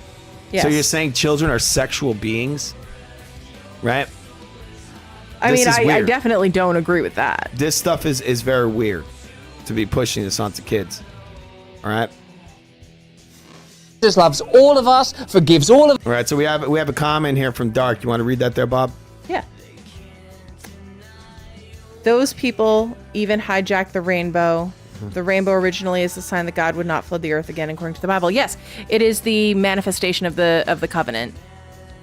What I say is I call it the mockery of God, because it's the inversion. You know, they have Sodom and Gomorrah and the reason for the flood. And these people have, the government has given this to them. They don't know this. This is mockery, right? It's the covenant with God after the flood that would never happen again. And so what they're doing is they're tempting God, right? That's the idea. To invert it, you've given the rainbow to the people that were literally the cause of the flood, and they've now taken the rainbow as their symbol. Interesting, right? It's almost in a way, it's. I think it's intentional. It's intentional. It's there. It's to mock. It's to mock God. That's the whole point of it. They're tempting. They're trying to tempt the flood, right? And which I also find interesting because a lot of the same people that gave them the rainbow flag are the same people that push the climate movement, right? And the climate movement, one of the things they keep pushing is like, you know, the solar caps melting and a flood happening, right? You know this, Bob? Yes. They're always talking about flooding and the climate, and basically we're like fighting against the evil climate god, right? Who's going to flood the planet and kill everybody. And it really is the same people that gave the same social engineers that gave these guys the rainbow flag are the same ones pushing this climate shit. I just find that kind of interesting. But it is an inversion. It is a mockery of the covenant. I really think that's what it is. For sure. But I think also, right, if you are a Christian of any persuasion, you have to kind of, when you're figuring out your position on these things, yes, you have your position, and then you also have what you do about that position. If your goal is apathy, then ignore them. If your goal is hatred, well, I mean, we know what the solution to that is, right? If your goal is to truly be Christian in the sense that you want your brother, your fellow human to find salvation in truth, then you outreach them. Like, that's just what it is. Like, you have to figure out on an individual basis, like, what is your goal? When you figure out where you stand on a particular issue, what is your goal? What are you going to do about it? Now, your answer may be, I'm going to do nothing about it because I truly don't care about other human beings. And that's between you and whatever God you pray to. That's not my battle to fight. But to say that you are Christian, and then to say essentially that because the sinner is a sinner, they should be outcasted and shunned, I think that that's missing the point, because the goal is to bring people to salvation, to bring people to truth. And you don't do that by shunning them. That's a uniquely Protestant approach to things, to be honest with you. And it doesn't work. We know it doesn't work. Mm-hmm. There is less Christians in the world today than at any other point in time. Yeah. Except perhaps before, Christianity existed.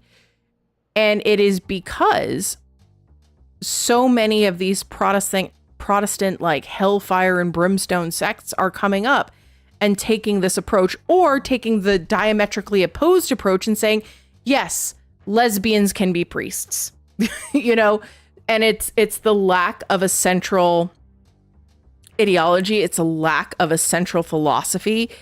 And it's also that many people want to pick and choose what parts of the religion they adhere to.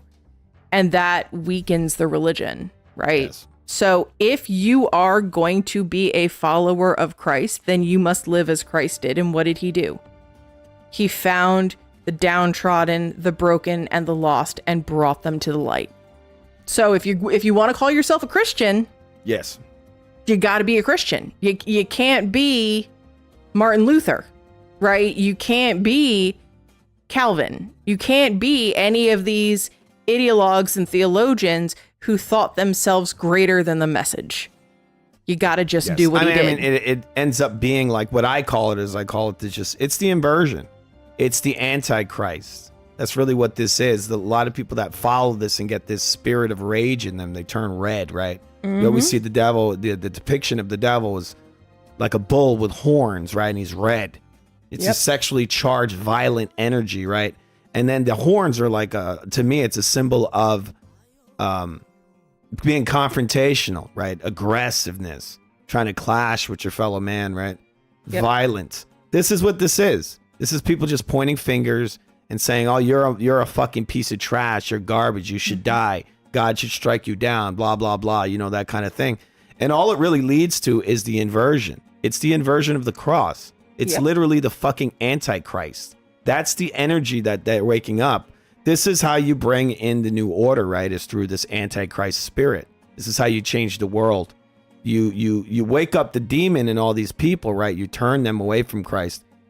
And then that's in a way that, then you weaponize them, because this is what we're seeing this every day now. Then you weaponize them. You call them racist. You call them bigoted. You call them homophobic and all these other labels, right?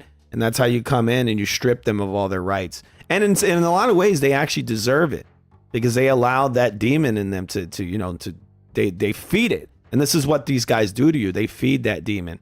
They tell you to hate all day long. They tell you hate, hate, hate. We got to hate these people, right? And in a lot of ways, the one thing they call the swastika, and I know it's a symbol, it's a good symbol, right? It was a good luck symbol. No racist.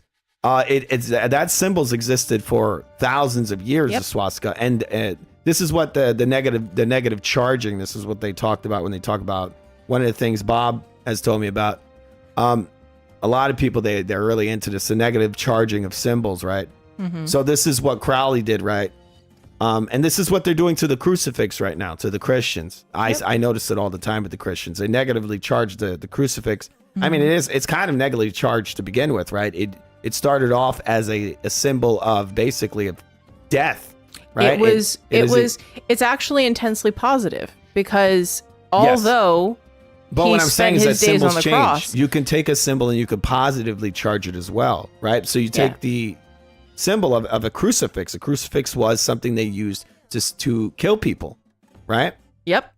And then now you associate it with Christ, which is in a lot of ways an image of love, right? Love and trust and overcoming and overcoming and resistance against evil, right? That's what it was. It's like I'll die before I give in to you, right? Maybe you can kind of see it that way. That's literally it. And that his penultimate act was an act of forgiveness. Forgive them, Father, they know not what they do. It wasn't free me from pain. It wasn't make this easy for me. It was to the jeering assembled crowd of people who had visited incomprehensible torture on his human body. Yes. Forgive them. Exactly. But that's what we're hearing is the Antichrist, right? That is the most radical thing that a human being can do, right? And so that brings us back to what I was saying before. Anybody can view themselves in a position of superiority, that they are more aligned with the truth. They are more aligned with the religion. They are better. Yes. That is evil, actually, right? Because none of us are better than any of the others. We are all sinners. We are all fallible. We are all human. And therefore, we must turn ourselves to God to forgive us and to judge us. We fall into that, as they say, it's the image of God, right? And this is what these people do. They're going against the image of God. They're trying to build the world in their own image. And then they try to spread that onto other people. Now, these people will come out and say things like, well, this is what these religions are attempting to do, right? They're attempting to paint these people with these ideas these beliefs. But believe it or not, many times when you look at these beliefs even in the Bible, they're actually very logical, because I think God is logical. Yes. What you find when you look at hardcore people that fall into these false identities is that they're completely illogical. When you really, if you look at the stuff they believe in under any kind of scrutiny, it completely falls apart. Completely falls apart.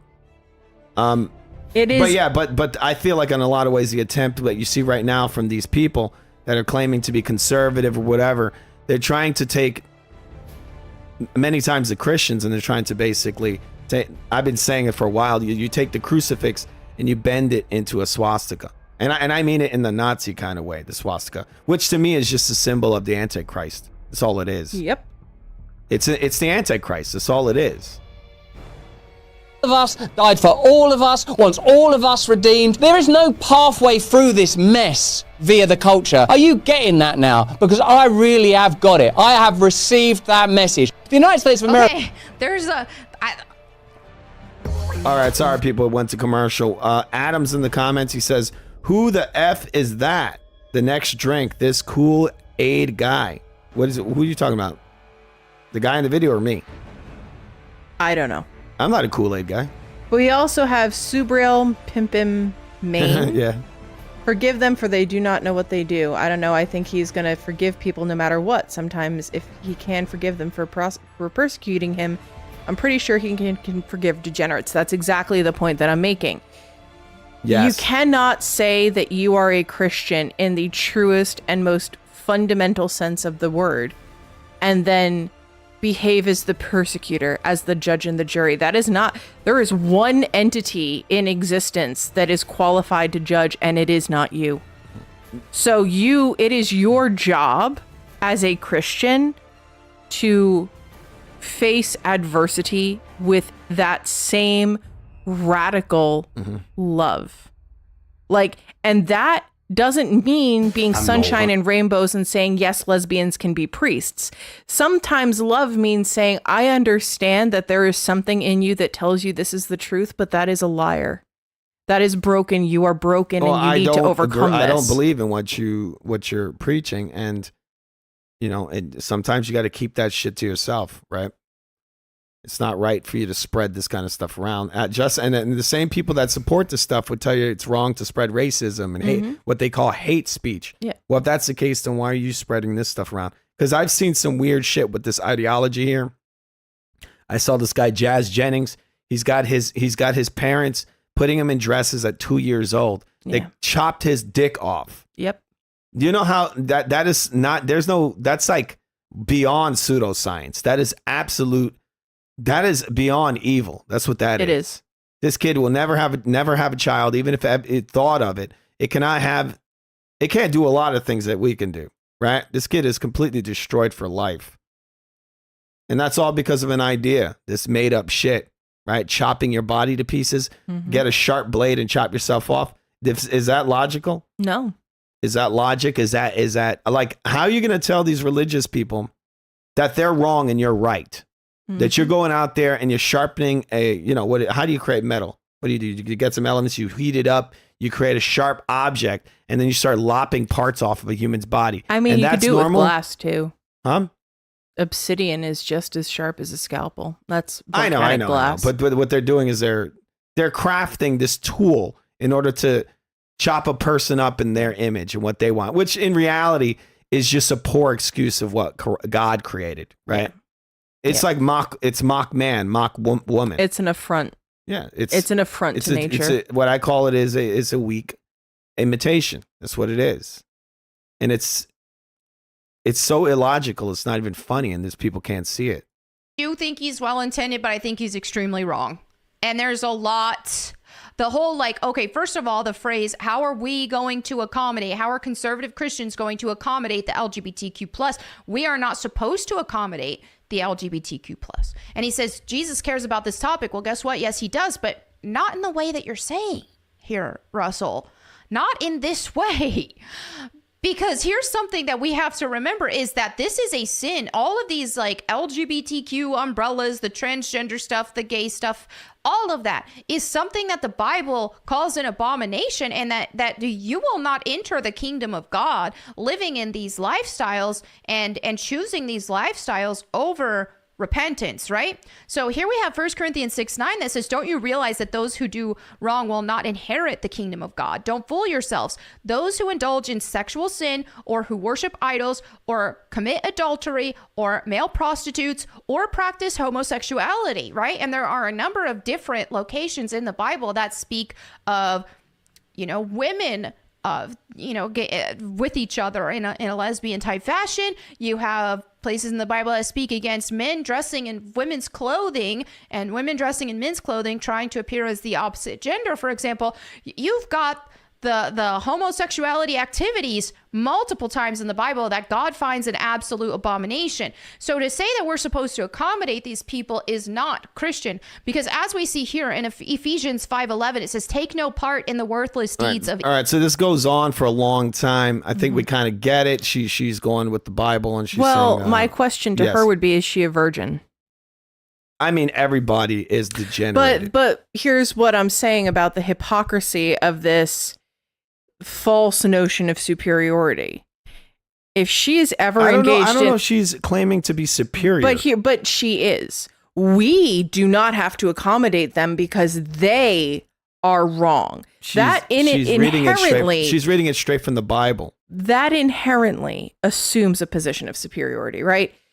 What Russell, I don't think either of them is correct, technically speaking, in this context. I don't think that we should just go, oh yes, go ahead and do whatever you're doing. That's totally fine. But this also that, oh, well, we're not supposed to accommodate them. Listen, the devil can quote the Bible too. Being able to quote the Bible doesn't mean you understand it. We live in a civilization, in civilized civilization, right? You have to accommodate everybody. And in reality, it doesn't matter what they fucking believe in, right? Just as long as they're not going out there and killing people, right? These people, whatever the hell they're doing, that's what they're doing. If the gays or whatever, they've made this agreement with each other. They're adults. My only issue is the stuff they're doing to kids and how they're pushing this onto the public. And this I is agree. not normal. This is not normal. This is not normal. So you're pushing these ideas that are not normal onto people as if they're normal. They're not. But her coming in here and saying that we don't need to accommodate these people, they are being accommodated. You cannot beat the fuck out of somebody because they're gay. Yep. Or kill them. Yep. That's an accommodation. Now, I would ask her if I was in a debate with her, not a date. She is kind of pretty. Oh man. Oh man, right in front of me? I'm joking, Paul. Wow. I'm joking. I can't be in a date. I have a lady. This is my lady. I'm saying I'm not degenerate. Not like that. No. If your eye causes you to sin, pluck it out. I'm joking. Oh, wait. Give me a knife. Wow. It's a joke, damn it. People are being accommodated. Am I wrong? You're not wrong. You can't say, and so these that's people why, should be like, killed. I mean, we're civilized people, right? Neither of them are correct. On Russell Brand's side. Wait. Just so I can finish what I was going to say. I would ask her, is that right to do? Isn't that protecting these people, right? Which is what you should do if you're going to be moral. It's not moral killing people because they're doing these things. For an ideological difference. Because that's kind of like a lot of the stuff she's going towards in a way, I feel like. And a lot of people, maybe not her. She doesn't seem as harsh as some other people I've listened to. But that's exactly kind of what I was saying. That was a joke, Bob. That was like a joke. Russell Brand is not correct in this like radical idea that we just need to like green light everything because that's what they feel like they want to do today. But she's also wrong. And the fact that she is trying to pick and choose scripture that support her point, but she's not understanding that doing what she's doing is also against the very scriptures she's quoting, that the lifestyle she has lived to this point is against the scripture she's quoting, that she herself, in the state that she exists, has been accommodated by conservative and adherent Christians because they understand that you meet people where they are and you help them find enlightenment, regardless of who they were when you met them. You think she was a sloot? I think that she's standing there and like quasi-provocative clothing. She's obviously an attention seeker. She's got a teal wig on. She's got a sleeve. She's got partial sleeve. Yes. She's got her boobs on display, her But that's figure back on when display. she was a sinner. Right, but the point is, she is not herself without sin. And it took people actually understanding the scripture to see her as she is and accommodate her and accept her. Yes. And then now that she has received that acceptance and she feels that she is part of this group she feels is superior, she does not want to extend that acceptance to others. But there's degrees, isn't there? To promote people, young people especially, to go out and become this false identity, isn't that even worse than her just simply getting tattoos and wearing a pink blue wig? It's not the same argument at all, because what he is talking about is a strategy by which to bring people who are fallen into the light.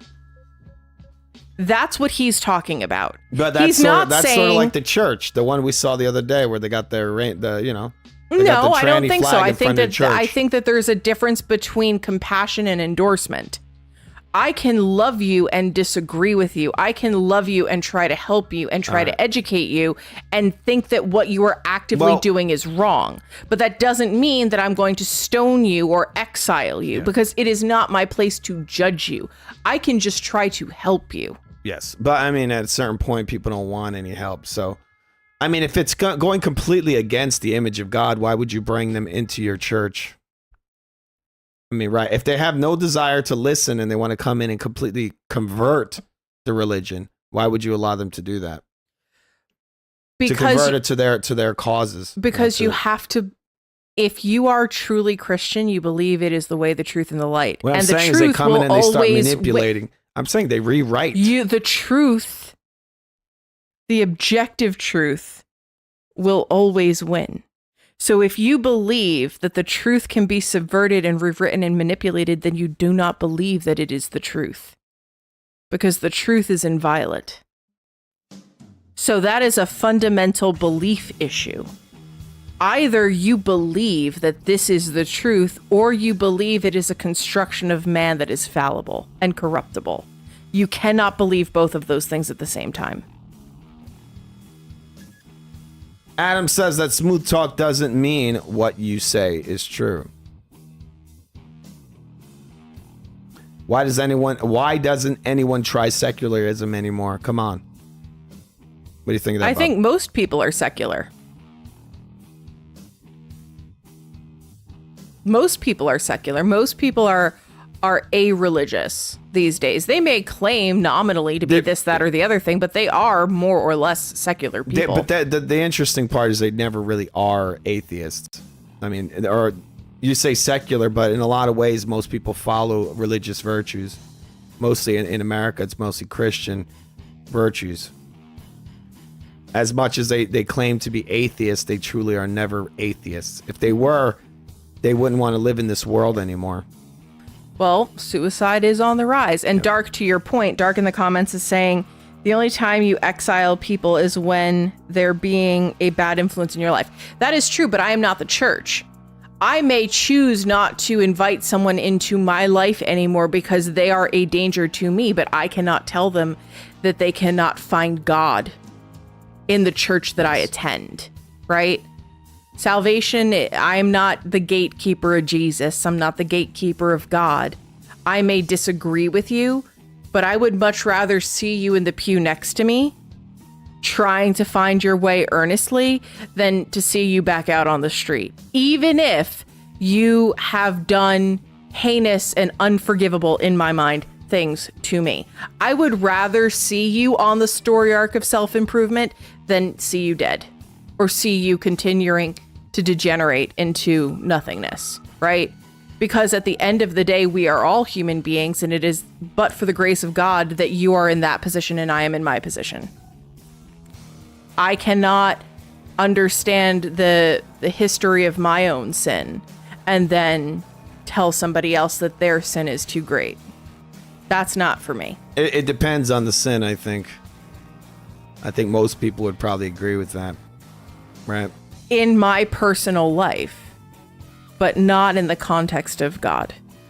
I may not allow someone in my personal life I cannot disallow someone from finding God. Those are very different things. I don't have to let you into my home, but I cannot exclude you from the church that I attend. Nor should I. Unless, you're trying to like actively burn it down or like kill people in it. That's kind of a different situation. All right, 1 second. This is getting kind of like heavy. I mean, there's a lot to say about this, but I think Melanie Mack, what she's saying here is that she doesn't agree with it. She doesn't want to accept it.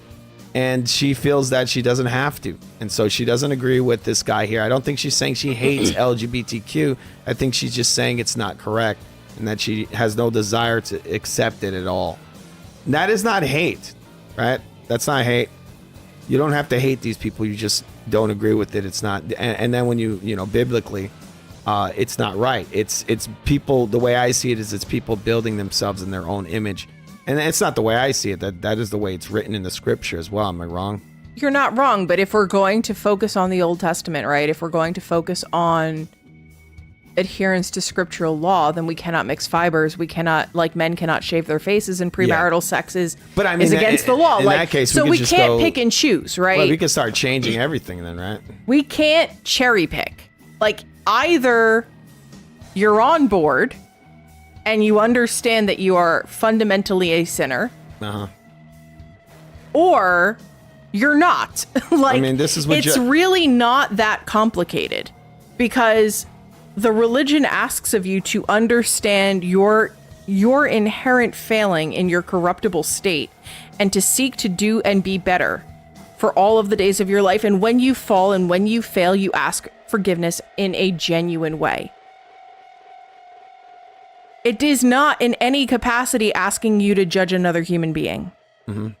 And while you can make a boundary for yourself, for your family, to keep yourself and your family safe, it is not your place to exile somebody from the faith. It is actually impressed upon you that you should welcome and try to help people find that truth, because they're a sinner just like you. That's the whole point. That's the whole point of the whole thing. All right, Adam's got some more stuff he's saying in there. You want to read some of that? He's saying you base your religion on judgment. God, okay, judge. Why don't you just do what God asked of you? Love your neighbor. And then we have the Viral Chronicles saying you can't afford rewrites, like my grandma used to say when they used to. Well, obviously, what I'm saying is that we live in a civilization, right? So there are judgments made. Judgments are made every day. In order for you to survive, you have to make judgments. This is why I say that these people, they're just living out their lives. They're consenting adults to do whatever the hell they want. The whole point that people are even pointing at this is because the powers that control the media are just bombarding us with this. And it isn't just the news media. It's everything, right? It's the movies, it's the music, it's the government, it's the school system. Mm-hmm. It's at a governmental level. Yeah. That's what it is. But again, there are judgments. We do pass judgments in civilization. You have to. Because if you don't, you're going to have a sort of anarchy. If you don't have the legal system, right, the court system and the law enforcement, then all you simply have is vigilante justice, right? Which I don't find anything wrong with that. But you do need a legal system, in order to sort through this. But there's always going to be people enforcing law. It's either going to be another person or yourself. But again, law is of man. Society is of man. Civilization is of man. All of these things this have is the nothing grace whatsoever to do with religion. Well, you could say that the grace of God brings civilization, right? It's a structure of it. It's what holds it all together. It's the foundation of it. Adam in the comments is saying, so you try to convert people that are doing what? Committing murder?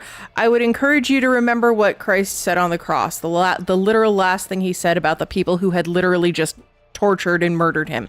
Forgive them. He may not have converted them to a religion that didn't really fully exist at the time yet, but that is in spirit what he did. He looked his killers in the face and said, I forgive you. That is the fundamental bedrock of Christianity. So, I mean, if that's a difficult pill to swallow, if that's a complicated thing, if that challenges some notions of ethical, moral, religious hierarchy, I'm sorry. But from the cross, forgive them.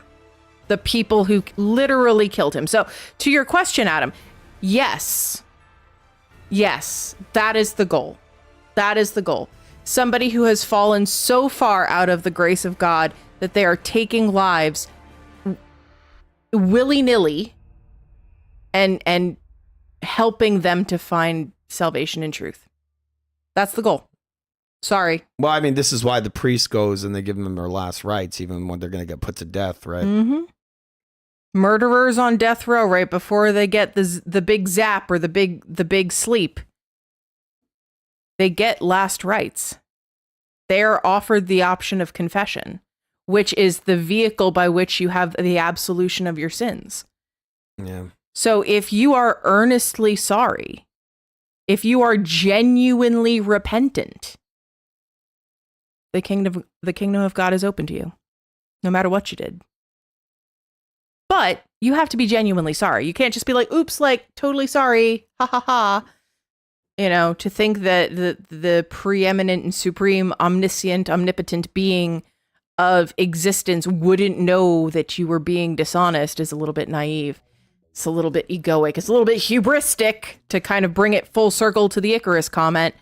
But, you know. Yes. I mean, what I'm saying is that a lot of people say, well, you can't play God, you can't be the judge and all that. But you live off of civilization, right? And that is the grace of God, right? That is why you have peace.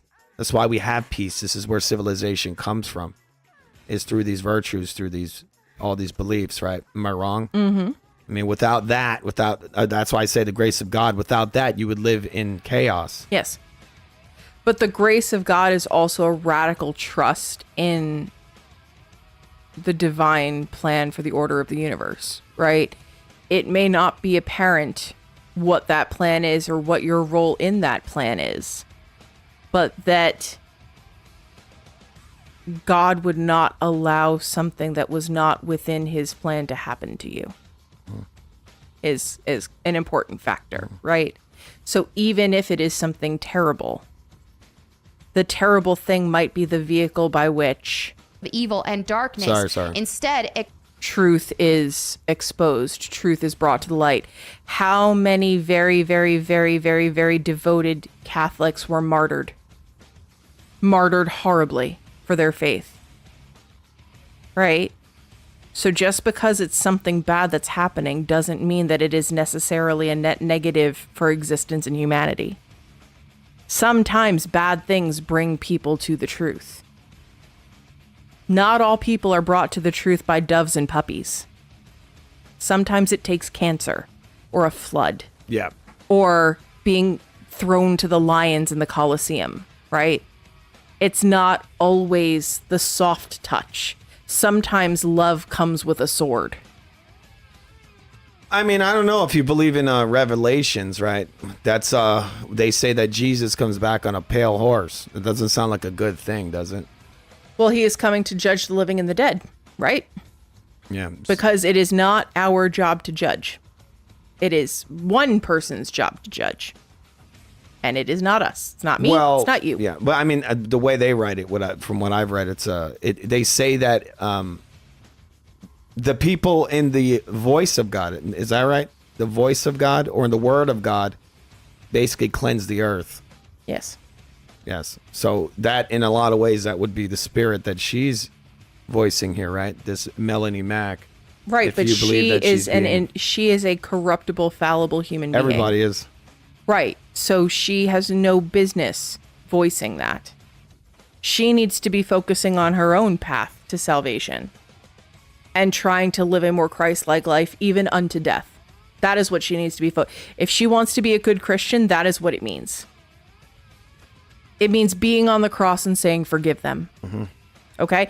And if she's not able to do that, if she's not willing to do that, then she is not being a well, Christian. The forgiveness is that no one is perfect. There's no such thing as a perfect human being. That's the forgiveness. It's just understanding that people fall.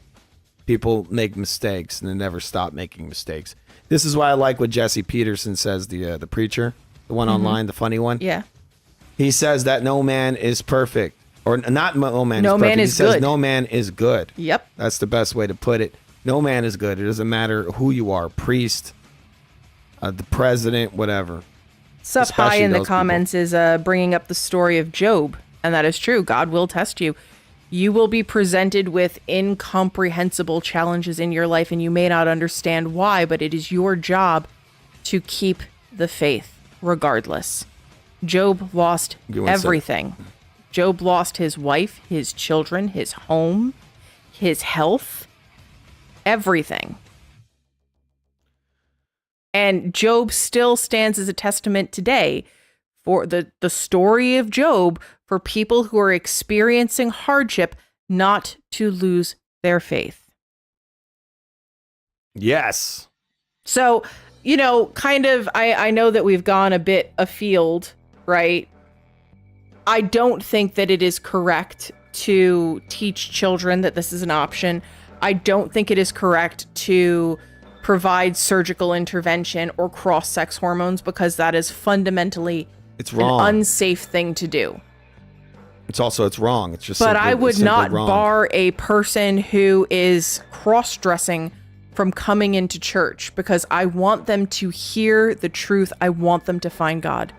Well, they most likely won't because what's going to end up happening. I mean, if they do, they do. But what'll happen is that they'll judge them, and not that they're going to hurt them or anything, but they're going to tell them what they're doing is incorrect.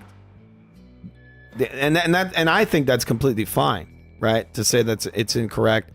I mean, but in that case, I think the real wrong thing is when people just, you have a woman that thinks she's a guy and a guy that thinks he's a woman. That gets. I mean, they could do that, but when the church starts supporting that and pushing that, and the government's But the pushing church- it, and the schools are pushing it. Now I'm Catholic, so I have opinions on the Protestant experience. But when you admit someone to your church, it is because you want them to find the truth. It is not an endorsement of their lifestyle. And the goal is that through exposure to the truth and being welcomed into the community and supported, you are able to help them find what is fundamentally broken in them and help them start to heal that. It is not for you to say, yes, this is normal, this is good, this is okay, we support it, let's fly the flag, right? It's a very different perspective. You can love somebody and try to help them find truth and not endorse their lifestyle. And I think that where a lot of Protestantism goes wrong is it approaches it with this hellfire and brimstone approach rather than a more measured and compassionate approach that tries to heal the whole human being, not just focus in on this one aspect that has gone awry. That's not how you build a community. That's not how you bring people to truth. That's not how you get people to put down their guard and have introspection and think about, maybe I've been wrong. Did you read the Viral Chronicles comment there, Bob? Viral Chronicles is saying in the YouTube comments, to me, I feel like we all judge, and I feel like the only one who doesn't judge is Jesus. Well, that was kind of the point, right? Why did he make his home among the lowest of society, right? He could have... But he did judge. He did judge. He just didn't, he didn't agree with it. But he knew what was wrong, right? This is all I'm saying. I said this earlier. These people are choosing this. You may disagree with it.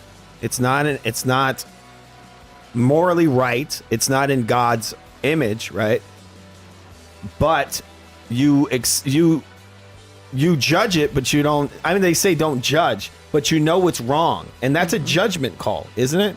That it's wrong. You know, it's wrong. I think that we can get into the semantical argument, and but I feel like that. You just don't. You don't go to their face and say whatever, but you know what they're doing is wrong.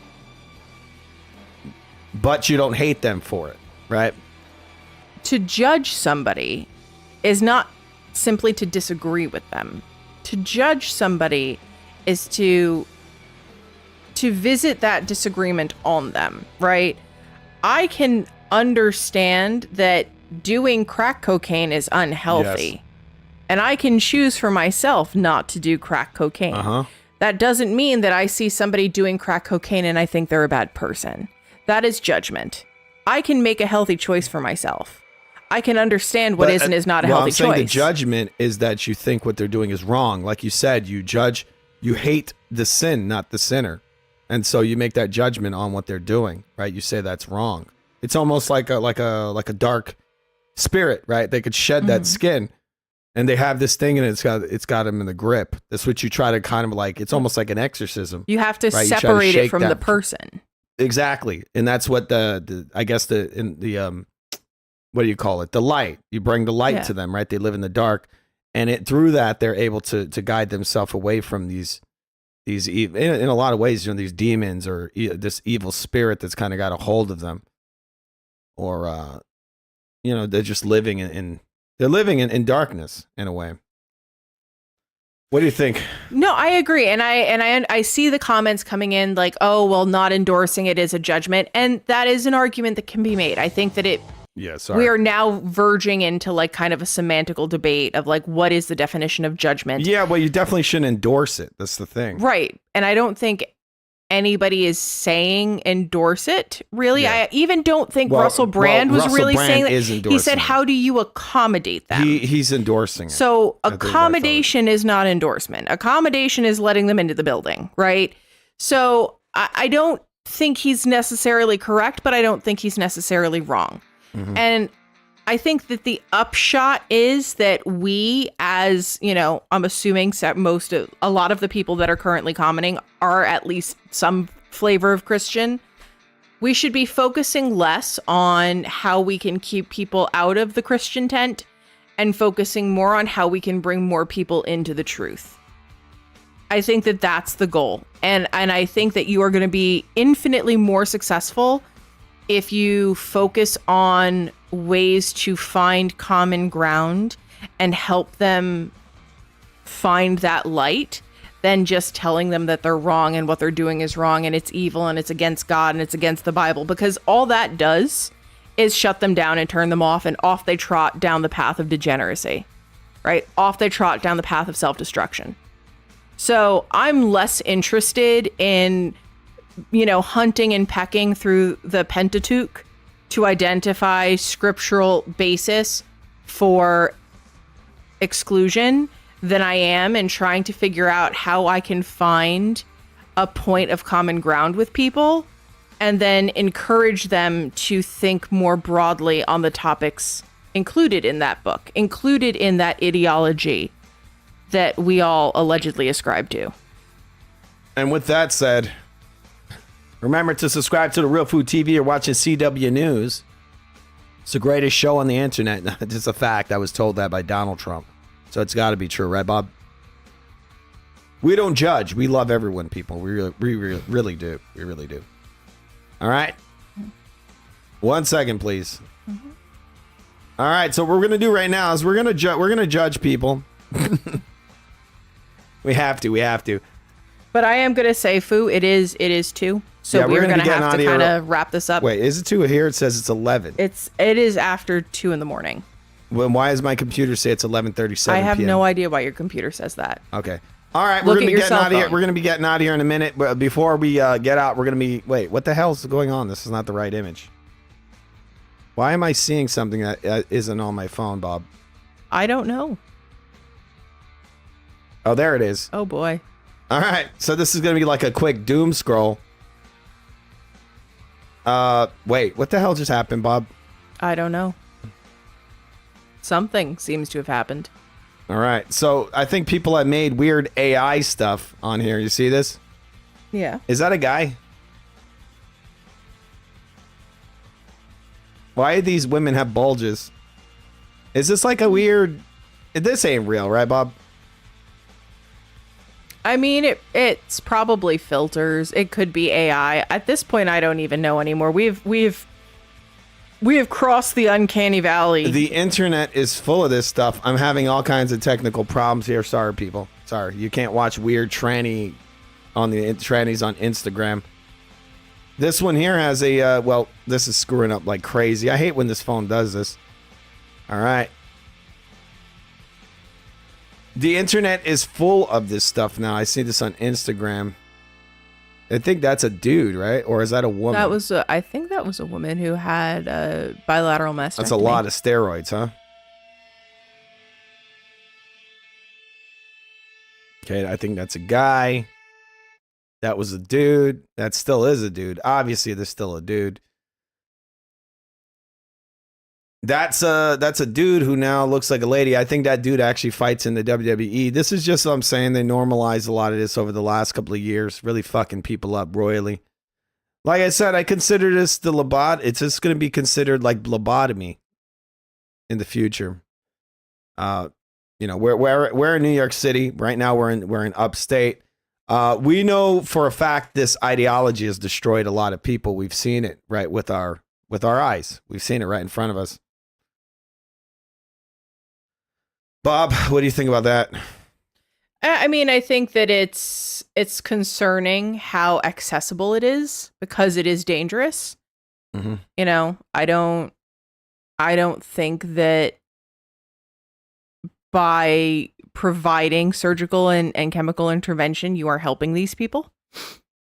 But no, you're not. You're not. And I think that having it be, you know, socially normalized is dangerous. It's as dangerous as like normalizing crack cocaine, you know? It's not going to go anywhere good. It's not, and it's not going anywhere good, and people are making people see it already. Yeah, this is Instagram.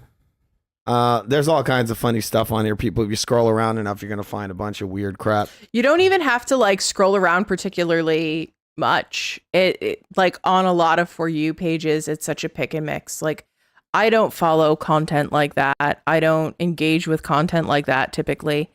And yet I still get it on my For You page. I get it if I'm scrolling, and it's always kind of an interesting moment where I'm like, huh.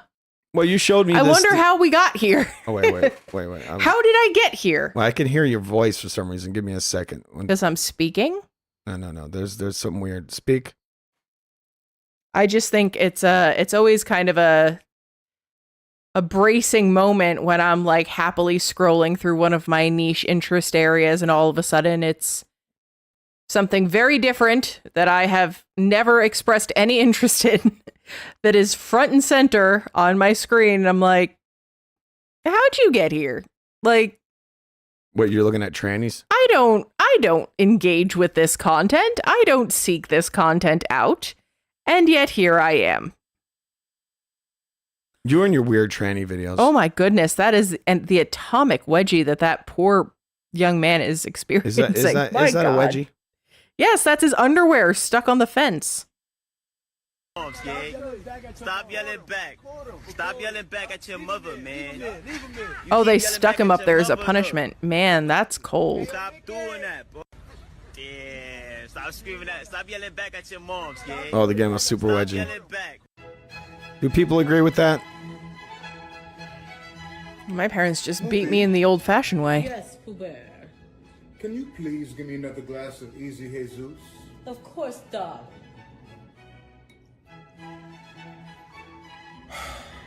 This bores me. Does anyone care to partake in a game of Spadez? You mean spades? Potato.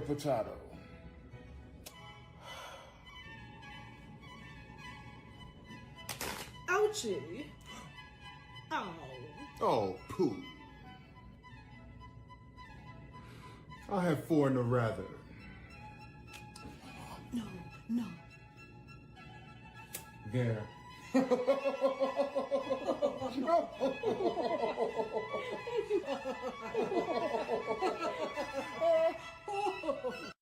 All right, I don't understand what Are they happened having there. some sort of like psychotic episode? Like what is going What the on? heck is that? Don't be soft just for the money. He's not gonna be All right, so they're doing the power slap here, Bob. I don't like power slap. Go, 3. Wait. Oh, okay. Let's go. Ready? It's your turn now. Garbage can power slap. This hood slap. 2, 3. Oh my God. This dude hurt his hand. No, don't be soft. Don't be soft. Just for the. What the fuck is that? So I found this underneath Sarah's sink. I think it's a hand. Ew, why does this want this? I actually think it's a toy, but I wanted it. They have a camera right there. What was that? Did she like take a dump? What was that, Bob? I think it was a sex toy. Okay. These fat guys? You are near, just like me. They long to be close to you. What is this, fat people? I guess. I don't know. Fall down from the sky. Every time you walk by. All right, we don't care. This kid's gonna fall down, isn't he? Below the grass. Below the grass.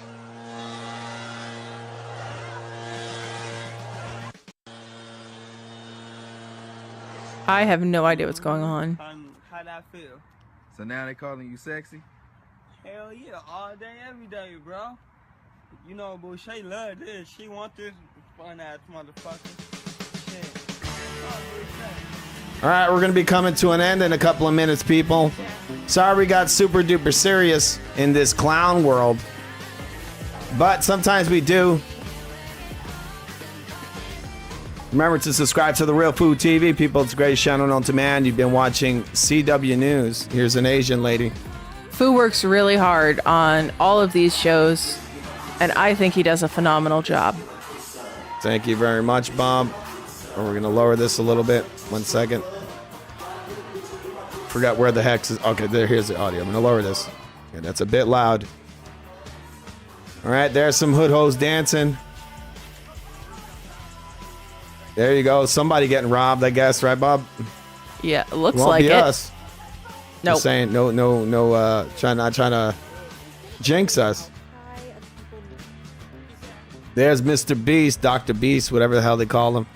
All kinds of silly stuff going on in this clown world.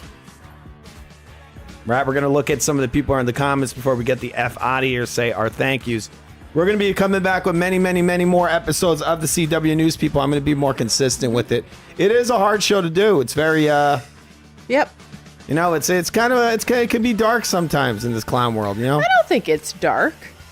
We try to keep it, even though it is kind of dark, we do try to keep it light, you know? Right? It's kind of funny putting it that way. It's kind of funny, right? I mean, it is preaching the hilarity of the what? Of the clown world.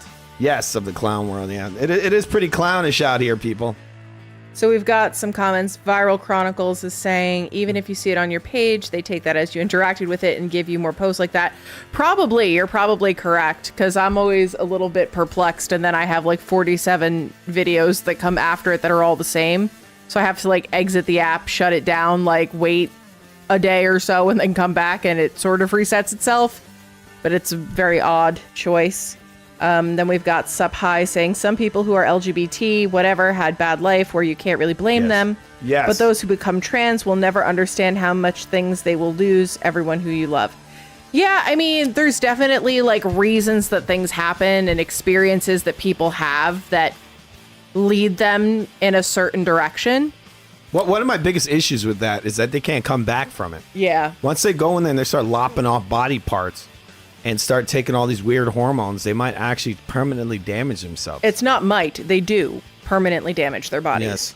And they make themselves more likely to get cancer. They make themselves more likely to develop severe psychiatric illness that may cause them to commit suicide. So, you know, it is a very dangerous proposition. It is a very dangerous ideology to present as like normal, standard, accepted, okay.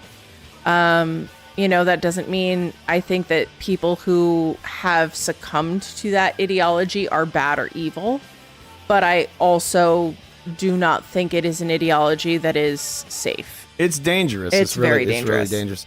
The Viral Chronicles, he's asking when's our next show. Did you read That's that? up to you. When's the next show? Our next show, it depends. I'll put a listing out if you're subscribed to our channel. If you're not subscribed, just subscribe. I'll be putting out the next listing for the show. I mean, this show here, this one was actually kind of spur of the moment. I do have a lot of files and a lot of stuff I've compiled for the show, but there's so much stuff, and this show was supposed to happen a few weeks ago. That was the issue. This is why we would have gone over a lot more topics, but I wanted to talk about the latest stuff, the stuff with the migrants. We didn't even go that in depth with that. This is a part of a much larger agenda. But if you see some of our older stuff, you'll kind of get a hint of it. But yeah, I'm going to be putting together another show, and we're going to go over all the biggest, hottest topics. I guess it's kind of a silly way to put it, hot topics. To put a little bit more of a concise bow on that, Food tries to post every day. Not every show will be a CW News. Yes, it is a variety channel, so there will be content about combat sports. There will be content about video games. There will be a whole array of content. He does try to let you guys know what he's going to be covering, what he's going to be doing. But this show, this show actually happening today was largely triggered by the conversation we had over dinner. So, which we had, we ate dinner at 7:00. So we didn't even get back home until after 8:30. So this is a relatively late edition. Yes. But Food tries to post every day. It's a variety channel. So you've got to really just kind of stay tuned. Yeah, subscribe. that's why just subscribe. And we're moving some of our shows to Rumble. This is actually might be one of them. The name of the channel on Rumble is The Real Food TV. It's on there. The Viral Chronicles is asking for kind of a TLDR on our thoughts on the deportation riots. We think they're subterfuge mostly. We think that they're a bit of a distraction. Yes. I don't think that people who elected to break the law to come here are necessarily due process, but I don't think that this is about immigrants, because most of what was happening was about people who had actively committed pretty serious crimes. So it's all more political theater, more so than anything else. Political theater, and we showed throughout this broadcast the AI. We've done it on a couple of our other shows. They're bringing in a whole AI infrastructure. Yeah. Right. So this whole thing with the migrants are really the least of people's problems when it comes to loss of jobs or security in a lot of ways. Yeah, Viral. That's actually kind of one of the problems when we do too many shows like this. Foo gets throttled, and so we'll go from having numbers on shows to all of a sudden having one person, a bunch of people get unsubscribed. It's a whole situation. So he does have a Rumble, and we are looking to migrate some of the spicier, and I mean politically spicy, not adult spicy. But we are looking to migrate that content to Rumble pretty exclusively, because YouTube just makes it so difficult to have an opinion on anything. Yeah, like Bob said, they throttle the hell out of the channel. They really do. Because originally when I started this channel, I actually I would put out a video and I'd get 300 views very easily. Now some of these videos are getting 20-something views, and it all kind of started after we started. We did a show called Right or Wrong, and that's really when it started. And it all went south. All right, we didn't go too much into this AI, this little AI thing you find in what Trump calls the big beautiful bill. We're gonna watch that, and then we're gonna end the show on that. All right, all right, people, because I think it's kind of important that we look at that. All right. I rise today to address the House about a clause that is in the One Big Beautiful Bill. This clause would take away state rights to make laws or regulate AI for 10 years. I think federalism is something that we must always protect, and I warn against the dangers of protecting a tech industry where we have no idea the future of what this industry will hold. AI is rapidly developing. AI has developed quickly over the past few years. Imagine what it will be 1 year from now, 5 years from now, and 10 years from now. When we look to the future, We cannot take away states' rights to regulate or make laws to protect. But isn't that interesting that they would put that in that bill? This is supposedly Mr. Conservative. They're all about states' rights. And then they're just gonna come over here and put this in there, huh? Removing states' rights, just like she's saying. Isn't that interesting? And it's also interesting that like the most hated member of Congress, or one of them, is the one that is coming out here and making the good point. And this is all like part and parcel of the CIA playbook, right? It is all confusion, division, distraction. Marjorie Taylor Greene is constantly making headlines for being a certified idiot. And she says outlandish and bombastic things solely for the press of it all. And now she's coming out and being the canary in the coal mine for a legitimate existential threat. Yes. And because of who she is and how she comports herself and how she has allowed herself to be presented, nobody is going to listen to her. Sort of like what Trump does, right? How he takes the truth and turns it into a lie. Yep. Mm-hmm. All right. People in their state or to regulate businesses that operate in their state, that would be destroying the very foundation of this country, which is federalism. We must always limit federal power and protect state power. Now, the pushback and the reasons that I've been told about this is that American tech and AI companies must be able to compete with China. Well, American and tech and AI that has been their excuse. That's one of the things Trump said, which is just disgusting. So we're gonna go and we're gonna take away a lot of our liberties and our freedoms to compete with another nation that's a nation that we have been identifying, have been putting on a pedestal of wrongdoing. Yeah, it's like, oh, we need to do human more rights. More than 50 years at we this need point. to do human rights violations in order to beat the guys doing human rights violations. Yeah. We need to be better at the human rights violations than the guys that we've been complaining about doing human rights violations.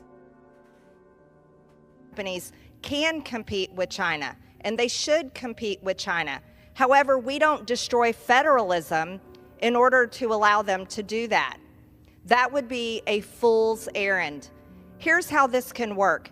Governors and state legislatures can make their states friendly for tech companies in AI, bringing these companies in by making it easy for these companies to operate in their states. That's how it's been done for every single innovation, industry, manufacturing, and all companies across America. You don't destroy federalism for one industry, you protect it and allow states to compete to bring those companies into their states. That's the right way to handle this going forward. Here's a lesson for us all. No matter what political party holds office and is in charge, we should all watch carefully the bills that we pass, and we should be mindful about protecting not only state rights, but the rights of the American people, and look to the future. When I was a freshman member of Congress in 2021, I was told that we would be at war with China within 5 years. Well, here we are approaching 5 years later. I don't think America should have to go to war with China. We can beat China economically. Ask yourself, why do we send our food to be processed over in China? Why do we rely on China to produce our critical supply chain like medicines?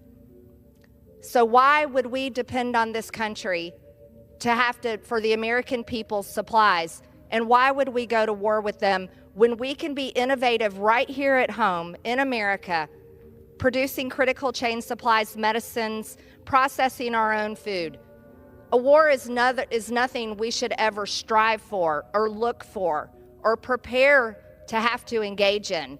We should conduct ourselves here at home in a way where we don't have to go to war. We don't have to depend on foreign countries, and we never destroy federalism. So that's the whole bringing everything in, right? That is part of the automation takeover, right? We don't have to. A lot of the stuff's going to be in-house, right? Just because of the automation. Because one of the main reasons we have this offshore slavery is because of the prices on things, right? It costs more. American labor costs more money, right? Than employing people because American workers have more protections, right? Yes. And functionally, I think that, and this is definitely a really big conversation that I don't have time to have tonight. I'm sorry. Well, we don't have the time for it. But I think that the idea that we are going to compete in the traditional sense is a fool's errand itself, because China is disinterested in human rights. China is disinterested in protecting its population. They don't care about how many people will be displaced or die as a result of AI and robotics and so on and so forth. So I think that the goal should not be to compete with China. The goal should be to chart our own path and do something completely different than China, and allow people to occupy the alternative space, right? If we're going to come out and say that all of these different things are terrible, bad, should be sanctioned, we can't then turn around and say we're going to compete with them. That fundamentally does not make sense. It is an impossible position to hold both of those premises as true and concurrent. So we should not be trying to compete with China. We should be focusing on making sure that we control our own critical infrastructure, that we maintain our supply chain, that we are empowering citizens to be more proactive in participating in that supply chain. And we should be empowering the individual states to optimize their economic setup, whatever they've got, to best serve the goals not only of the state, but also of the country. That's the way forward. Of an industry that we have no idea what it will do. With this warning, I urge all of my colleagues that when the House gets to vote on the One Big Beautiful Bill again after it leaves the Senate, that we make sure we protect federalism and at the same time urge our colleagues in the Senate to pull this clause out of the One Big Beautiful Bill. This bill should be about tax policy, protecting Americans to not have to have a tax increase of over $4.7 trillion. It should be about America First Energy and Americans' border security. All right, so they snuck that whole AI thing in there. I just showed you this little article about the AI voices and how it's going to take jobs away from voice actors. I mean, this AI stuff is really dangerous when you really get into it. There's so many industries that this could destroy. There's so much human labor that's going to be taken away by this AI. It gives all the power to the ultra wealthy. Yes, in a lot of ways it does allow people that are maybe less skilled to create content, like, movies or, basically you load like a script into this thing. But by doing that, you're taking so much, you're just taking jobs from so many people. Yep. Like you look at a film. And what are you going to do with those people? Yeah, exactly. What are they going to do with them? So, for example, if you're making a film, if you take you write a screenplay and you just load it into an AI, right, and it just pumps the movie out, then what do you lose? You lose lighting people, cinematographers. You lose the wardrobe. You lose all the actors. Set design. You lose the editors. You lose the actors. You lose the writers. You lose the editors. Well, you still have a writer. No, you don't. The writer is AI. The writer just gave AI a prompt, and honestly speaking, AI can generate prompts too.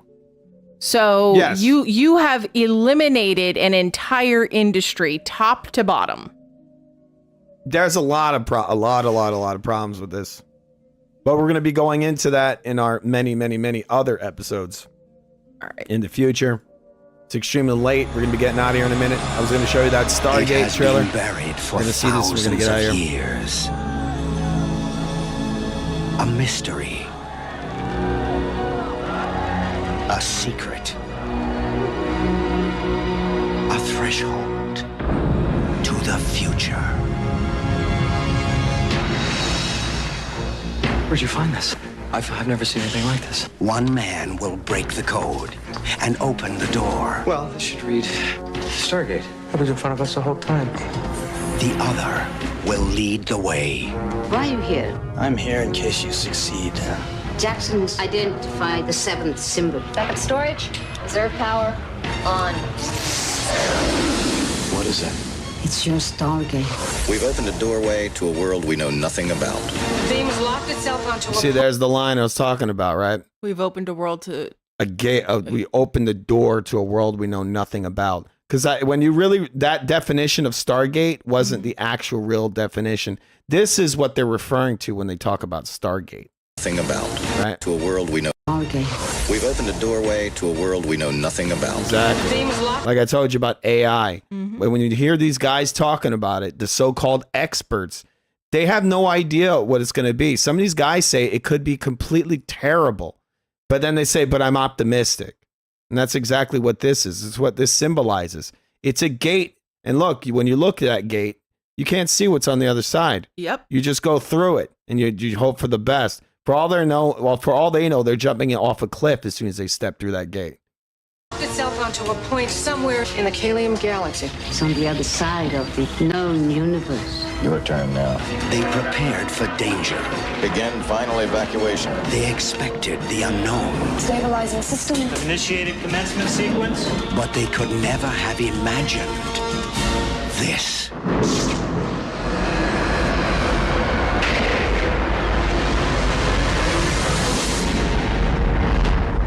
What a rush.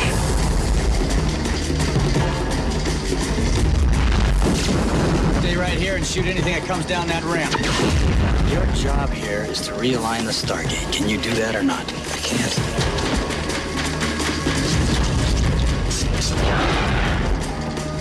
What the hell is going on? My orders were simple.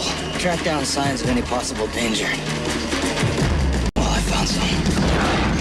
I can't make it work without the 7 symbol.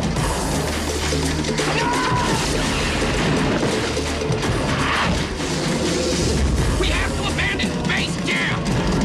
You got 7 minutes. Now, the most amazing discovery of our time. Jackson, wait for me. Is about to become the most extraordinary adventure of all time. Kurt Russell, James Spader, Jay Davidson.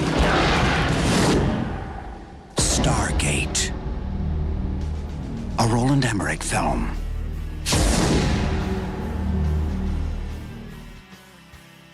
All right, so there it is, Stargate. You step through a portal to hell. What do you think of that, Mapples, Bob? I think that is the perfect way to close out the show. All right, 1 second. I'm having some technical issues here, but we're going to be shutting out the show. All right, we want Thank you, everybody, to all right. Thank you to everybody who joined us. Viral Chronicles, Sup High. We had Never Sobers. We had Dark. We had Adam. We had Matlatzinka. We had Veronica. We had Sargent. We had Subriel Pimpin Maine. That's quite a name. Yes. We had Friesen. I'm sure we had some folks that I'm not mentioning, and I'm sorry for that. It was a lively show. A lot of great insight. Yep. All right. So, once again, 1 second, Bob. Speak for a second while I look for this last thing while I'm shutting out the show. So, yeah, I guess the biggest thing would be to stay tuned, to make sure you subscribe, you hit the like button. Oftentimes, YouTube will not tell you when we are posting, so the best bet is to just check in on us periodically and see what we're up to. We try to post every day. All right, and for all the people that hate the fact that we're disgusting bigots, we're not bigots, people. We're not effing bigots. We're just people that think about stuff. We're kind of moral. We kind of think it's kind of crazy when you guys try to normalize chopping your damn dick off. What the hell's wrong with you? This is what these guys look like right now, people. That poster is pretty funny. Whoa, there's another phone. Phones on, phones on, phones on, phones on, phones.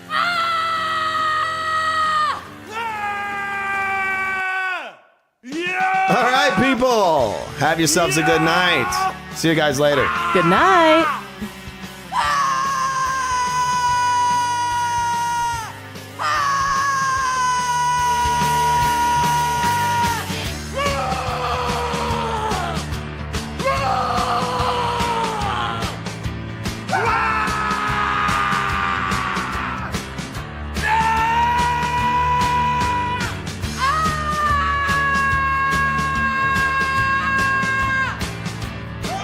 That's the guy. They're like, hey, you think it's wrong to chop your dick off? It's not wrong.